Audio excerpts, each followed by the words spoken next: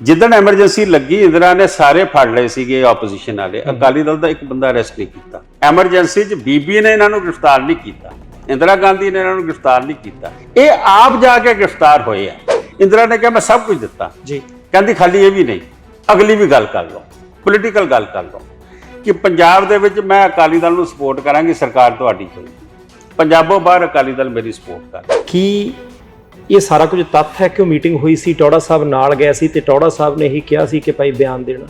ਇਹਦੇ ਚ ਅਕਾਲੀ ਦਲ ਦੀ high command ਔਰ ਅਕਾਲੀ ਦਲ ਦੀ ਲੀਡਰਸ਼ਿਪ ਦੀ ਆਪਣੇ ਪੋਲੀਟੀਕਲ ਫਾਇਦਿਆਂ ਵਾਸਤੇ ਜਿਹੜੇ ਫੈਸਲੇ ਲਏ ਗਏ ਉਹਦਾ ਨੁਕਸਾਨ ਕੌਮ ਨੇ ਭਰਿਆ। ਇੰਦਰਾ ਗਾਂਧੀ ਪ੍ਰਧਾਨ ਮੰਤਰੀ ਦੁਆਰਾ ਬਣੇ ਆ ਕਿ ਤੁਹਾਡੇ ਪਿਤਾ ਜੀ ਦਾ ਜਥੇਦਾਰ ਸੰਤੋਖ ਸਿੰਘ ਉਹਨਾਂ ਦਾ ਨੇੜ ਬਹੁਤ ਸੀ। ਸਿੱਖ ਬਹੁਤੇ ਲੀਡਰ ਤਾਂ ਬੀਬੀ ਇੰਦਰਾ ਗਾਂਧੀ ਨਾਲ ਨੇੜ ਕੋਈ ਰੱਖਦੇ ਨਹੀਂ ਸੀ, ਉਦੋਂ ਕਿਵੇਂ ਨੇੜ ਸੀ? 1969 ਸਰੋਵਰ ਵਾਲੀ ਥਾਂ ਬੰਗਲਾ ਸਾਹਿਬ ਦੇ ਨਾਲ ਉਹ ਤ੍ਰਿੰਦਰਾ ਬ੍ਰਹਮਚਾਰੀ ਯੋਗ ਆਸ਼ਰਮ ਨੂੰ ਦੇ ਦਿੰਦੀ, ਉਹਨਾਂ ਦਾ ਦੋਸਤੀ ਸੀਗੀ, ਉਹ ਯੋਗਾ ਸਿੱਖਦੀ ਸੀ ਇੰਦਰਾ ਗਾਂਧੀ। ਪ੍ਰਧਾਨ ਮੰਤਰੀ ਦੇ ਦਿੰਦੀ ਹੈ, ਪ੍ਰਧਾਨ ਮੰਤਰੀ ਰਜਿਸਟਰੀ ਕਰਾ ਦਿੰਦੀ ਹੈ ਸਰਕਾਰ ਉਹਦੇ ਨਾਂ ਤੇ, ਉਹਦੇ ਟਰਸਟ ਦੇ ਨਾਂ ਤੇ। ਜੈਦਾ ਜੀ ਤੇ 62 ਚ ਕੇਸ ਪਿਆ, ਰੇਪ ਦਾ, ਮੋਲੈਸਟੇਸ਼ਨ ਦਾ, ਟ੍ਰੈਸਪਾਸਿੰਗ ਦਾ, ਡਕੈਤੀ ਦਾ, ਅਟੈਂਪਟ ਟੂ ਮਰਡਰ ਦਾ। ਲੇਕਿਨ ਉਹ ਗੁਰਦੁਆਰੇ ਦੀ ਜ਼ਮੀਨ ਅਕੀਲ ਪੰਡਤ ਨਹਿਰੂ ਨੇ ਰਜਿਸਟਰੀ ਕੈਂਸਲ ਕਰਕੇ ਗੁਰਦੁਆਰੇ ਦੇ ਨਾਂ ਦੁਬਾਰਾ ਕਰਾਈ। ਬਾਦਲ ਸਾਹਿਬ ਦੀ ਪ੍ਰਧਾਨਗੀ ਵਾਲੀ ਪਾਰਟੀ ਦੇ ਵਿੱਚ ਫਿਰ 2 ਦਹਾਕਿਆਂ ਦੇ ਬਾਅਦ ਆਏ, ਉਹਨਾਂ ਦੀ ਪਾਰਟੀ ਦੀ ਹੀ ਦਿੱਲੀ ਇਕਾਈ ਦੇ ਪ੍ਰਧਾਨ ਬਣੇ। ਜੇ ਤੁਹਾਨੂੰ ਲੱਗਦਾ ਹੈ ਕਿ ਉਹਨਾਂ ਨੇ ਇੰਨੀ ਹੀ ਗਲਤੀ ਕੀਤੀ ਸੀ ਤਾਂ ਫਿਰ ਉਹਨਾਂ ਦੀ ਪ੍ਰਧਾਨਗੀ 'ਚ ਉਹਨਾਂ ਦੀ ਰਹਿਨੁਮਾਈ ਦੇ ਵਿੱਚ ਕੰਮ ਕਰਨ ਦੀ ਕੀ ਲੋੜ ਸੀ? ਮੈਨੂੰ ਸੰਤ ਪਿੰਡਾਂ ਵਾਲੇ ਬੁਲਾਉਂਦੇ ਨੇ, ਉਹ ਕਹਿੰਦੇ ਨੇ ਮਨਜੀਤ ਧਰਮਯੁੱਧ ਮੋਰਚਾ ਲੱਗ ਗਿਆ, ਅਸੀਂ ਅਕਾਲੀ ਦਲ ਦੇ ਨਾਲ, ਤੁਸੀਂ ਆਪਣਾ ਹੁਣ ਮਾਸਟਰ ਅਕਾਲੀ ਦਲ ਖਤਮ ਕਰੋ ਔਰ ਤੁਸੀਂ ਇਹਦੇ ਵਿੱਚ ਆਓ, ਹੁਣ ਕੌਮ ਨੇ ਇਕੱਠੇ ਹੋ ਕੇ ਲੜਾਈ ਲੜਨੀ ਹੈ। ਤੁਸੀਂ ਦਰਬਾਰ ਸਾਹਿਬ ਢਵਾ ਲਿਆ, ਤੁਸੀਂ 50,000 ਬੰਦਾ ਹਿੰਦੁਸਤਾਨ ਦੇ ਵਿੱਚ ਸਿੱਖ ਪੰਜਾਬ ਔਰ ਪੰਜਾਬੋਂ ਬਾਹਰ ਮਰਵਾ ਲਿਆ, ਤੁਸੀਂ ਸੈਕੰਡ ਕਲਾਸ ਸਿਟੀਜ਼ਨ ਹੋ ਗਏ, ਤੁਸੀਂ ਕਿੱਡਾ ਵੱਡਾ ਨੁਕਸਾਨ ਕਰ ਲਿਆ। ਨਾ ਤੁਹਾਨੂੰ ਅੱਜ ਪਾਣੀ ਮਿਲਿਆ, ਨਾ ਤੁਹਾਨੂੰ ਅੱਜ ਚੰਡੀਗੜ੍ਹ ਮਿਲਿਆ, ਨਾ ਤੁਹਾਨੂੰ ਅੱਜ ਪੰਜਾਬੀ ਬੋਲਦੇ ਹਲਕੇ ਮਿਲੇ। ਜੇ ਇਧਰਲੇ ਪਾਸੇ ਮੀਟਿੰਗ ਨਾ ਹੁੰਦੀ, ਜਥੇਦਾਰ ਸਾਹਿਬ ਨੂੰ ਪਾਰਟੀ ਚੋਂ ਨਾ ਕੱਢਦੇ, ਕੀ ਮਿਲ ਜਾਣਾ ਇਹ ਸਾਰਾ ਕੁਝ?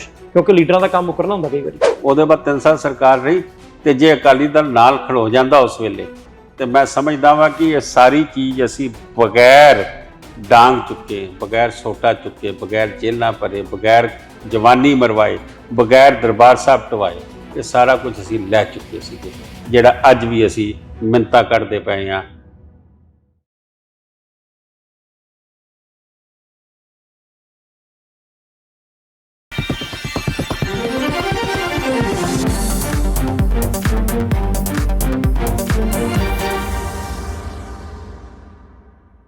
ਸਤਿ ਸ਼੍ਰੀ ਅਕਾਲ ਜੀ, ਤੁਸੀਂ ਦੇਖ ਰਹੇ ਹੋ ਪ੍ਰਾਈਮ ਏਸ਼ੀਆ ਟੀਵੀ। ਮੈਂ ਪਰਮਵੀਰ ਸਿੰਘ ਬਾਠ ਤੁਹਾਡਾ ਸਾਰਿਆਂ ਦਾ ਸਵਾਗਤ ਕਰਦਾ। ਅੱਜ ਇੱਕ ਵਿਸ਼ੇਸ਼ ਪ੍ਰੋਗਰਾਮ ਹੈ। ਇਹ ਮਤ ਸਮਝੋ ਕਿ 2023 ਦੇ ਵਿੱਚ ਰਿਕਾਰਡ ਕੀਤਾ ਜਾ ਰਿਹਾ ਪ੍ਰੋਗਰਾਮ ਹੈ। ਅੱਜ ਇਸ ਪ੍ਰੋਗਰਾਮ ਦੇ ਵਿੱਚ ਅਸੀਂ 1950 ਤੋਂ ਲੈ ਕੇ 2023 ਤੱਕ ਕੁਝ ਗਿਣ ਕੇ, ਕੁਝ ਚੁਣ ਕੇ ਜਿਹੜੀਆਂ ਉਹ ਚਰਚਾਵਾਂ ਕਰਾਂਗੇ, ਕਿਉਂਕਿ ਮੇਰੇ ਨਾਲ ਸਰਦਾਰ ਮਨਜੀਤ ਸਿੰਘ ਜੀਕੇ ਹੋਰੀ ਬੈਠੇ ਨੇ। ਮਨਜੀਤ ਸਿੰਘ ਜੀਕੇ ਹੋਰਾਂ ਦਾ ਸਭ ਤੋਂ ਪਹਿਲਾਂ ਆਪਾਂ ਸਵਾਗਤ ਕਰਦੇ ਹਾਂ। ਜੀਕੇ ਸਾਹਿਬ, ਸਵਾਗਤ ਹੈ ਜੀ ਤੁਹਾਡਾ। ਵਾਹਿਗੁਰੂ ਜੀ ਕਾ ਖਾਲਸਾ, ਵਾਹਿਗੁਰੂ ਜੀ ਕੀ ਫਤਿਹ। ਜੀਕੇ ਸਾਹਿਬ, ਜਦੋਂ ਤੁਹਾਡਾ ਜ਼ਿਕਰ ਆਉਂਦਾ ਤੇ ਅਸੀਂ ਇਹ ਨਹੀਂ ਸੋਚਦੇ ਹੁੰਦੇ ਕਿ ਤੁਸੀਂ ਜਾਗੋ ਪਾਰਟੀ ਦੇ ਪ੍ਰਧਾਨ ਹੋ। ਅਸੀਂ ਇਹ ਬਿਲਕੁਲ ਨਹੀਂ ਸੋਚਦੇ ਹੁੰਦੇ ਕਿ ਦਿੱਲੀ ਸਿੱਖ ਗੁਰਦੁਆਰਾ ਪ੍ਰਬੰਧਕ ਕਮੇਟੀ ਦੇ ਤੁਸੀਂ ਪ੍ਰਧਾਨ ਰਹੇ ਹੋ। ਅਸੀਂ ਇਹ ਵੀ ਬਿਲਕੁਲ ਨਹੀਂ ਸੋਚਦੇ ਹੁੰਦੇ ਕਿ ਤੁਸੀਂ ਸ਼੍ਰੋਮਣੀ ਅਕਾਲੀ ਦਲ ਦੀ ਜਿਹੜੀ ਦਿੱਲੀ ਇਕਾਈ ਹੈ ਉਹਦੀ ਪ੍ਰਧਾਨਗੀ ਕੀਤੀ ਹੈ।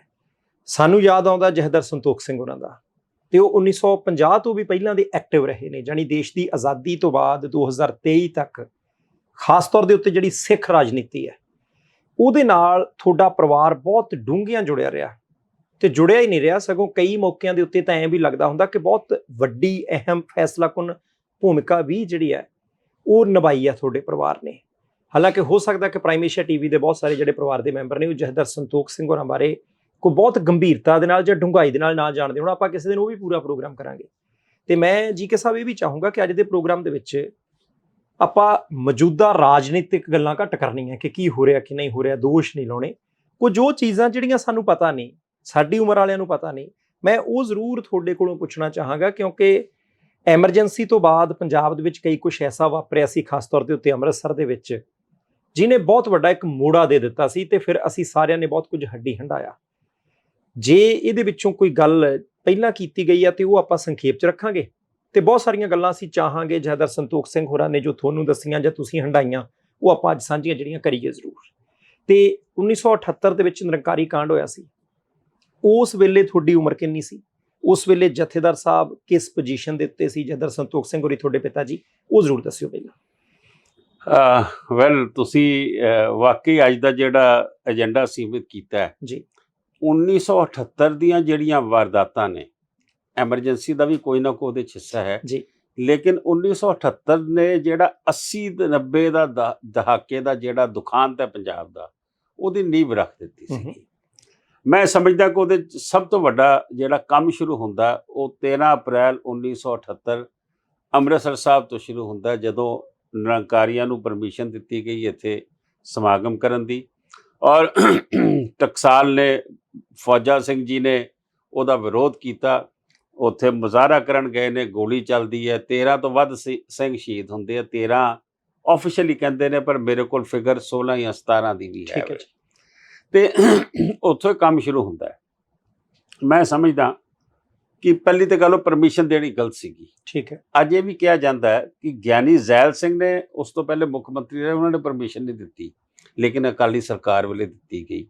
ਗਲਤੀ ਹੋਈ, ਅਣਗੌਲਿਆਂ ਹੋਇਆ, ਇਹ ਤਾਂ ਹੁਣ ਵਕਤ ਦੱਸੂਗਾ ਜੀ, ਲੇਕਿਨ ਉਹਨੇ ਮੁੱਢ ਬੰਨ੍ਹ ਦਿੱਤਾ ਇਹ ਪੂਰੇ ਪੰਜਾਬ ਦੇ ਦੁਖਾਂਤ ਦਾ, ਜਿਹਦੇ ਵਿੱਚ ਮੈਂ ਕਹਾਂਗਾ ਬਲੂ ਸਟਾਰ ਵੀ ਆ ਜਾਂਦਾ, ਜਿਹਦੇ 'ਚ ਇੰਦਰਾ ਦਾ ਕਤਲ ਤੋਂ ਬਾਅਦ ਪੰਜਾਬੋਂ ਬਾਹਰ ਜੋ ਸਿੱਖਾਂ ਦੇ ਨਾਲ ਹੋਇਆ, ਪੰਜਾਬ ਦੀ ਜਵਾਨੀ ਖਤਮ ਕਰਨ ਦੀ ਗੱਲ ਕੀਤੀ। ਮੈਂ ਪੰਜਾਬ ਦੀ ਸਟੇਜਾਂ 'ਤੇ ਵੀ, ਕਿਉਂਕਿ ਅਕਾਲੀ ਦਲ ਨੂੰ ਰਿਪਰੈਜ਼ੈਂਟ ਕੀਤਾ, ਮੈਂ ਕਹਿੰਦਾ ਹੁੰਦਾ ਸੀਗਾ ਕਿ ਜੀ ਪੰਜਾਬ ਦੇ ਵਿੱਚ 20 ਸਾਲਾਂ 'ਚ ਅਸੀਂ ਕਹਿੰਦੇ ਹਾਂ ਕਿ 25 ਤੋਂ 30 ਹਜ਼ਾਰ ਨੌਜਵਾਨ ਮਾਰਤੇ, ਐਨਕਾਊਂਟਰ ਕਰਕੇ ਮਾਰਤੇ, ਨਜਾਇਜ਼ ਮਾਰਤੇ। ਲੇਕਿਨ ਮੈਂ ਇਹ ਗੱਲ ਨਾਲ ਕਹਿਣਾ, ਪੰਜਾਬੋਂ ਬਾਹਰ ਜੋ ਅਸੀਂ ਭੁਗਤਿਆ ਜੀ, ਤੁਸੀਂ ਤਾਂ ਪੰਜਾਬ 'ਚ ਬੈਠੇ ਹੋ, ਮੈਜੋਰਟੀ 'ਚੋਂ ਇੱਕ ਕਿਸਮ ਦੇ ਆ, ਬਰਾਬਰ 'ਤੇ ਹੋ, ਅਸੀਂ ਤਾਂ ਉੱਥੇ ਆਟੇ 'ਚ ਲੂਣ ਵੀ ਨਹੀਂ। ਪੰਜਾਬ 'ਚ ਜੇ 20 ਸਾਲਾਂ 'ਚ 25,000 ਬੰਦਾ ਮਰਿਆ, ਤੇ 3 ਦਿਨਾਂ ਦੇ ਵਿੱਚ ਪੰਜਾਬੋਂ ਬਾਹਰ 12,000 ਬੰਦਾ ਮਾਰਤਾ ਸੀ ਉਹਨਾਂ ਨੇ। ਸੋ ਇਸ ਕਰਕੇ ਜੇ ਪੰਜਾਬ ਵਾਲਿਆਂ ਨੇ ਦੁਖਾਂਤ ਸਿਆ ਤੇ ਬਾਹਰ ਵਾਲੇ ਸਿੱਖਾਂ ਨੇ ਕੋਈ ਘੱਟ ਨਹੀਂ ਸਿਆ ਜੀ। ਹੁਣ ਮੈਂ ਆ ਜਾਵਾਂ ਗੱਲ ਆਪਣੇ ਟੌਪਿਕ ਤੇ। ਤੁਸੀਂ 78 ਦਾ ਜ਼ਿਕਰ ਕੀਤਾ, 78 ਬੜਾ ਅਹਿਮ ਹੈ, ਔਰ ਤਕਰੀਬਨ ਲੋਕਾਂ ਨੂੰ ਸਿਰਫ ਅੰਮ੍ਰਿਤਸਰ ਦਾ ਵਾਕਿਆ ਯਾਦ ਹੈ, ਲੇਕਿਨ ਅੰਮ੍ਰਿਤਸਰ ਤੋਂ ਬਾਅਦ ਇਹ ਗੱਲਾਂ ਵੱਧਦੀਆਂ ਚਲੇ ਗਈਆਂ। ਜਦੋਂ ਉਦਣ ਕਤਲ ਹੁੰਦੇ ਨੇ ਨਿਰੰਕਾਰੀਆਂ ਦੇ ਸਮਾਗਮ ਤੇ, ਜਿਹੜੇ ਸਿੰਘ ਗਏ ਸੀਗੇ ਪ੍ਰੋਟੈਸਟ ਕਰਨ, ਫੌਜਾ ਸਿੰਘ ਜੀ ਦੇ ਤੇ ਨਾਲ ਉਹਨਾਂ ਦੇ ਹੋਰ ਸਾਥੀ ਸਨ, ਮੈਂ ਸਮਝਦਾ ਕਿ ਉਸ ਦਿਨ ਜੋ ਪੁਲਿਸ ਦਾ ਐਕਸ਼ਨ ਸੀਗਾ, ਇਹ ਵੀ ਕਿਹਾ ਜਾਂਦਾ ਕਿ ਬਾਦਲ ਸਾਹਿਬ ਬੰਬੇ ਬੈਠੇ ਸੀਗੇ, ਲੇਕਿਨ ਇੱਕ ਪਾਸੇ ਇਹ ਵੀ ਕਿਹਾ ਜਾਂਦਾ ਕਿ ਬਾਦਲ ਸਾਹਿਬ ਸਰਕਟ ਹਾਊਸ ਮੌਜੂਦ ਸੀਗੇ। ਨਿਰੰਕਾਰੀ ਨੂੰ ਬਣਦੀ ਸਜ਼ਾ ਜਾਂ ਬਣਦੀ ਜਿਹੜੇ ਕੇਸ ਨੇ ਉਹ ਨਹੀਂ ਦਾਖਲ ਕੀਤੇ ਗਏ। ਉਸ ਨੂੰ ਸਰਕਾਰੀ ਝੰਡੀ ਵਾਲੀ ਗੱਡੀ ਦਿੱਲੀ ਛੱਡਣ ਜਾਂਦੀ ਹੈ, ਇੱਥੋਂ ਕੱਢਿਆ ਜਾਂਦਾ ਹੈ, ਔਰ ਉਹਦਾ ਰੋਸ ਬਹੁਤ ਜ਼ਿਆਦਾ ਸਿੱਖਾਂ ਦੇ ਵਿੱਚ ਸੀਗੇ। ਔਰ ਸੰਤ ਭਿੰਡਰਾਂ ਵਾਲੇ ਵੀ ਜਿਹੜੇ ਨੇ ਉਸ ਤੋਂ ਬਾਅਦ, ਜਿਹਨੂੰ ਕਹਿੰਦੇ ਆ ਕਿ ਹਾਈਲਾਈਟ ਹੋਣੇ ਸ਼ੁਰੂ ਹੋਏ। ਟਕਸਾਲ ਬਾਰੇ ਕੁਝ ਲੋਕਾਂ ਨੂੰ ਪਤਾ ਸੀ, ਲੇਕਿਨ ਉਹਦੇ ਬਾਅਦ ਚੌਂਕ ਮਹਿਤਾ, ਟਕਸਾਲ, ਸੰਤ ਜਰਨੈਲ ਸਿੰਘ ਖਾਲਸਾ, ਭਿੰਡਰਾਂ ਵਾਲੇ, ਇਹ ਨਾਂ ਜਿਹੜਾ ਸੀਗਾ ਇਹ ਸਾਰੇ ਪਾਸੇ ਚੱਲਣਾ ਸ਼ੁਰੂ ਹੋ ਗਿਆ। ਇਸ ਕਾਂਡ ਤੋਂ ਬਾਅਦ ਕਾਨਪੁਰ ਇਹ ਜਾਂਦਾ ਹੈ, ਇਹ ਜਾ ਕੇ ਉੱਥੇ ਸਮਾਗਮ ਕਰਨ ਦੀ ਕੋਸ਼ਿਸ਼ ਕਰਦਾ, ਉੱਥੇ ਇੱਕ ਸਿੰਘ ਸ਼ਹੀਦ ਹੁੰਦਾ ਹੈ। ਔਰ ਮੈਨੂੰ ਯਾਦ ਹੈ ਮੇਰੇ ਪਿਤਾ ਉੱਥੇ, ਇਹ ਅੰਮ੍ਰਿਤਸਰ ਵਾਲੇ ਕਾਂਡ ਤੋਂ ਬਾਅਦ ਦੀ ਗੱਲ, ਬਾਅਦ ਔਰ ਮੇਰੇ ਪਿਤਾ ਉੱਥੇ ਗਏ ਤੇ ਤਲਵੰਡੀ ਸਾਹਿਬ ਤੇ ਟੌੜਾ ਸਾਹਿਬ ਉੱਥੇ ਪਹੁੰਚੇ ਸੀਗੇ ਕਾਨਪੁਰ, ਕਿਉਂਕਿ ਕਾਨਪੁਰ ਹਵਾਈ ਅੱਡਾ ਨਹੀਂ ਆ, ਉਹ ਲਖਨਊ ਉਤਰਦਾ ਹੈ। ਤੇ ਉੱਥੇ ਬਾਰ-ਬਾਰ ਅਨਾਊਂਸ ਵੀ ਕਰ ਰਹੇ ਸੀ ਕਿ ਬਾਦਲ ਸਾਹਿਬ ਮੁੱਖ ਮੰਤਰੀ ਸੀ ਉਸ ਵੇਲੇ ਪੰਜਾਬ ਦੇ, ਇੱਥੇ ਆ ਰਹੇ ਨੇ, ਉਹ ਵੀ ਐਡਰੈਸ ਕਰਨਗੇ। ਤੇ ਉਸ ਵੇਲੇ ਮੇਰੇ ਪਿਤਾ ਦਾ ਤੇ ਅਕਾਲੀ ਦਲ ਦਾ ਬਹੁਤ ਆਪੋ 'ਚ ਕੁੜਿੱਤਣ ਵਾਲਾ ਹੋ ਚੁੱਕਾ ਸੀ। ਅੱਛਾ, ਆਪਸ ਵਿਰੋਧ ਸੀ, ਕਿਉਂਕਿ 1975 ਜਥੇਦਾਰ ਸੰਤੋਖ ਸਿੰਘ ਜੀ ਨੂੰ ਪਾਰਟੀ 'ਚੋਂ ਕੱਢਿਆ ਗਿਆ ਸੀ। ਉਹਨੂੰ ਮੈਂ ਕਿਤੇ ਨਾ ਕਿਤੇ ਵਿੱਚ ਤੁਹਾਨੂੰ ਦੱਸੂਗਾ ਕੀ ਕਾਰਨ ਰਹੇ। ਤੇ ਨਿਰੰਕਾਰੀ ਇਸ਼ੂ ਤੇ ਅਕਾਲੀ ਦਲ ਬੈਕਫੁੱਟ ਤੇ ਸੀਗਾ। ਜੇ ਮੈਂ ਤੁਹਾਨੂੰ ਕਹਿੰਦਾ ਝੰਡੀ ਵਾਲੀ ਗੱਡੀ ਦਿੱਲੀ ਛੱਡਣ ਗਈ, ਉੱਥੋਂ ਸਾਫ਼ ਪਤਾ ਲੱਗ ਜਾਂਦਾ। ਲੇਕਿਨ ਦਿੱਲੀ ਦੇ ਵਿੱਚ ਜਥੇਦਾਰ ਸਾਹਿਬ ਨੇ ਪੂਰਾ ਨਿਰੰਕਾਰੀਆਂ ਦੇ ਨਾਲ ਔਰ ਸੰਤ ਭਿੰਡਰਾਣਿਆਂ ਦੇ ਨਾਲ, ਜਥੇਦਾਰ ਸੰਤੋਖ ਸਿੰਘ ਉਹਨਾਂ ਦੀ ਬਹੁਤ ਨੇੜਤਾ ਸੀਗੀ, ਇਸ ਇਸ਼ੂ ਨੂੰ ਚੁੱਕਿਆ ਸੀ। ਔਰ ਕਿਉਂਕਿ ਨਿਰੰਕਾਰੀਆਂ ਦਾ ਹੈੱਡਕੁਆਟਰ ਦਿੱਲੀ 'ਚ ਹੈ, ਇਸ ਕਰਕੇ ਉੱਥੇ ਐਪਿਕ ਸੈਂਟਰ ਬਣ ਗਿਆ ਇੱਕ ਕਿਸਮ ਦਾ। ਉੱਥੇ ਮੈਨੂੰ ਯਾਦ ਹੈ ਤਲਵੰਡੀ ਸਾਹਿਬ ਮਖੌਲ ਵੀ ਕਰ ਰਹੇ ਸੀ ਸਟੇਜ ਤੇ, ਜਥੇਦਾਰ ਜੀ ਨੇ ਕਿਹਾ ਜੀ ਇਹ ਬਾਰ-ਬਾਰ ਆਖ ਰਿਹਾ ਕਿ ਬਾਦਲ ਸਾਹਿਬ ਦਾ ਜਹਾਜ਼ ਲੈਂਡ ਕਰੂਗਾ, ਉਹ ਬਿਲਕੁਲ ਨਹੀਂ ਲੈਂਡ ਕਰੇਗਾ, ਉਹਨਾਂ ਨੇ ਸਰਕਾਰ ਚਲਾਣੀ ਹੈ, ਉਹ ਇਸ ਇਸ਼ੂ 'ਤੇ ਨਹੀਂ ਬੋਲਣਗੇ। ਐਨੀਵੇ ਉਹ ਕੰਮ ਤਾਂ ਹੋ ਗਿਆ। ਹੁਣ ਆ ਜਾਓ 5 ਨਵੰਬਰ 1978 ਫੇਰ ਜੀ। ਇਹ ਤੀਜਾ ਕਾਂਡ ਹੋਇਆ। 5 ਨਵੰਬਰ 1978 ਨੂੰ ਮੁਰਾਰਜੀ ਦੀ ਸਰਕਾਰ ਸੀਗੀ। ਮੁਰਾਰਜੀ ਦੀ ਸਰਕਾਰ ਨੇ ਪਰਮਿਸ਼ਨ ਦਿੱਤੀ ਅਮਰ ਜਵਾਨ ਜੋਤੀ ਤੇ ਸਮਾਗਮ ਕਰਨ ਦੀ। ਅਮਰ ਜਵਾਨ ਜੋਤੀ ਦਾ ਮਤਲਬ ਇੰਡੀਆ ਗੇਟ ਦੇ ਉੱਤੇ ਠੀਕ ਹੈ। ਸਮਾਗਮ ਕਰਨ ਦੀ ਦੇਤੀ। ਇੱਕ ਗੱਲ ਮੈਂ ਰਹਿ ਗਈ ਕਿ ਜਦੋਂ ਅੰਮ੍ਰਿਤਸਰ ਕਾਂਡ ਹੋਇਆ ਉਦੋਂ ਸੁਰਜੀਤ ਸਿੰਘ ਬਰਨਾਲਾ ਤੇ ਧੰਨਾ ਸਿੰਘ ਗੁਲਸ਼ਨ ਜਿਹੜੇ ਸੀਗੇ ਉਹ ਸੈਂਟਰ 'ਚ ਵਜ਼ੀਰ ਸੀਗੇ। ਇਹਨਾਂ ਨੇ ਅਸਤੀਫੇ ਦਿੱਤੇ। ਮੇਰੇ ਪਿਤਾ ਬੜੇ ਵੋਕਲ ਸੀਗੇ ਕਿ ਇਹ ਡਰਾਮਾ ਹੋ ਰਿਹਾ ਹੈ, ਅਕਾਲੀ ਦਲ ਨੇ ਅਸਤੀਫਾ ਸਿਰਫ ਆਈ ਵਾਚ ਦਿੱਤਾ ਹੈ, ਇਹ ਵਾਪਸ ਉਸੇ ਤਨਖਾਹ ਤੇ ਨੌਕਰੀਆਂ ਕਰਨਗੇ। ਮੁਰਾਰਜੀ ਦੇਸਾਈ ਨੇ ਕੁਝ ਨਹੀਂ ਕਰਨਾ, ਨਿਰੰਕਾਰੀਆਂ ਦੇ ਖਿਲਾਫ ਵੋਟ ਬੈਂਕ ਪੋਲਿਟਿਕਸ ਹੋ ਰਹੀ ਹੈ। ਔਰ ਉਹੀ ਹੋਇਆ ਜੀ ਕਿ ਦੋਵਾਂ ਨੇ ਅਸਤੀਫੇ ਵੀ ਵਾਪਸ ਲਏ। ਮੈਨੂੰ ਆਪਣੇ ਪਿਤਾ ਦਾ ਲੈਕਚਰ ਨਹੀਂ ਭੁੱਲਦਾ ਕਿ ਉਸ ਵੇਲੇ 9 MP ਜਿੱਤ ਕੇ ਗਏ ਸੀਗੇ। ਜਦੋਂ ਐਮਰਜੈਂਸੀ ਤੋਂ ਬਾਅਦ ਇੰਦਰਾ ਹਾਰੀ ਆ 77 ਦੀ ਇਲੈਕਸ਼ਨ 'ਚ 9 MP ਜੀ ਇੱਥੋਂ ਜਿੱਤਦੇ ਨੇ। ਔਰ ਮੈਨੂੰ ਆਪਣੇ ਪਿਤਾ ਦਾ ਲੈਕਚਰ ਯਾਦ ਆ ਕਿ ਉਹ ਕਹਿੰਦੇ ਕਿ 9 ਗੂੰਗੇ ਪਹਿਲਵਾਨ ਜਿਹੜੇ ਪਾਰਲੀਮੈਂਟ 'ਚ ਬੈਠੇ ਨੇ, ਇਹਨਾਂ ਦੇ ਮੂੰਹ 'ਚੋਂ ਅੱਖਰ ਨਹੀਂ ਨਿਕਲਦਾ ਕੌਮ ਵਾਸਤੇ ਜਾਂ ਨਿਰੰਕਾਰੀਆਂ ਵਾਸਤੇ, ਕਿਉਂਕਿ ਅਕਾਲੀ ਦਲ ਮੈਂ ਬਾਰ-ਬਾਰ ਕਹਿ ਰਿਹਾ ਬੈਕਫੁੱਟ ਤੇ ਸੀਗਾ, ਕਿਉਂਕਿ ਸਾਂਝ ਸੀਗੀ ਸੈਂਟਰ ਸਰਕਾਰ ਦੇ ਵਿੱਚ, ਸਟੇਟ ਸਰਕਾਰ ਦੇ ਵਿੱਚ। ਖੈਰ ਐਨੀਵੇ, ਜਦੋਂ 5 ਨਵੰਬਰ 1978 ਨੂੰ ਪਰਮਿਸ਼ਨ ਦਿੱਤੀ ਤੇ ਮੇਰੇ ਪਿਤਾ ਨਾਲ ਜਥੇਦਾਰ ਅਵਤਾਰ ਸਿੰਘ ਕੋਹਲੀ, ਜਥੇਦਾਰ ਹਰਬੰਸ ਸਿੰਘ ਫਰੰਟੀਅਰ, ਹੋਰ ਜਿਹੜੇ ਬਖਸ਼ੀ ਜਗਦੇਵ ਸਿੰਘ ਹੋ ਗਏ, ਬਖਸ਼ੀ ਲੋਚਨ ਸਿੰਘ ਹੋ ਗਏ, ਜਥੇਦਾਰ ਜਸਵੰਤ ਸਿੰਘ ਹੋ ਗਏ, ਇਹ ਦਿੱਲੀ ਦੇ ਕੁਝ ਸਿਰਕਰਦਾ ਲੀਡਰ ਸੀ। ਇਹਨਾਂ ਤੋਂ ਇਲਾਵਾ ਹੋਰ ਵੀ ਲੀਡਰ ਸੀ ਜੀ। ਜਥੇਦਾਰ ਰਛਪਾਲ ਸਿੰਘ ਸੀ। ਇਹਨਾਂ ਨੂੰ ਡੈਲੀਗੇਸ਼ਨ ਲੈ ਕੇ ਜਥੇਦਾਰ ਜੀ ਮੁਰਾਰਜੀ ਨੂੰ ਮਿਲਣ ਜਾਂਦੇ ਆ ਕਿ ਪ੍ਰਧਾਨ ਮੰਤਰੀ ਸਾਹਿਬ 1975 ਚ ਗੁਰੂ ਤੇਗ ਬਹਾਦਰ ਪਾਤਸ਼ਾਹ, ਜਿਨ੍ਹਾਂ ਨੂੰ ਹਿੰਦੀ ਚਾਦਰ ਆਖਦੇ ਹੋ, ਉਹਨਾਂ ਦਾ ਜਦੋਂ 300 ਸਾਲਾ ਸ਼ਹੀਦੀ ਆਇਆ ਸੀ, ਕਿਉਂਕਿ ਸੀਸਗੰਜ ਸਾਹਿਬ ਦਿੱਲੀ ਸ਼ਹੀਦ ਹੋਏ ਸੀ, ਸਾਨੂੰ ਉਦੋਂ ਦੀ ਸਰਕਾਰ ਨੇ ਪਰਮਿਸ਼ਨ ਨਹੀਂ ਦਿੱਤੀ ਇੰਡੀਆ ਗੇਟ ਤੇ। ਅਸੀਂ ਰਾਮਲੀਲਾ ਗਰਾਊਂਡ ਤੇ ਮਨਾਈ ਸੀਗੀ ਜੀ, ਤੇ ਇਹਨਾਂ ਨੂੰ ਤੁਸੀਂ ਪਰਮਿਸ਼ਨ ਦੇ ਦਿੱਤੀ ਹੈ। ਔਰ ਇਹਨਾਂ ਨਾਲ ਤੁਹਾਨੂੰ ਪਤਾ ਕਿ ਸਾਡਾ ਕਿਹੋ ਜਿਹਾ ਕਤਲੇਆਮ ਇੱਥੇ ਹੁੰਦਾ ਰਿਹਾ। ਸਿਚੁਏਸ਼ਨ ਇਹ ਹੈ ਕਿ ਉਸ ਵੇਲੇ ਜਿਹੜਾ ਪ੍ਰਾਈਮ ਮਿਨਿਸਟਰ ਸੀਗਾ ਮੁਰਾਰਜੀ ਦੇਸਾਈ, ਇਹ ਜਥੇਦਾਰ ਜੀ ਨਾਲ ਬਹਿਸ ਪਿਆ।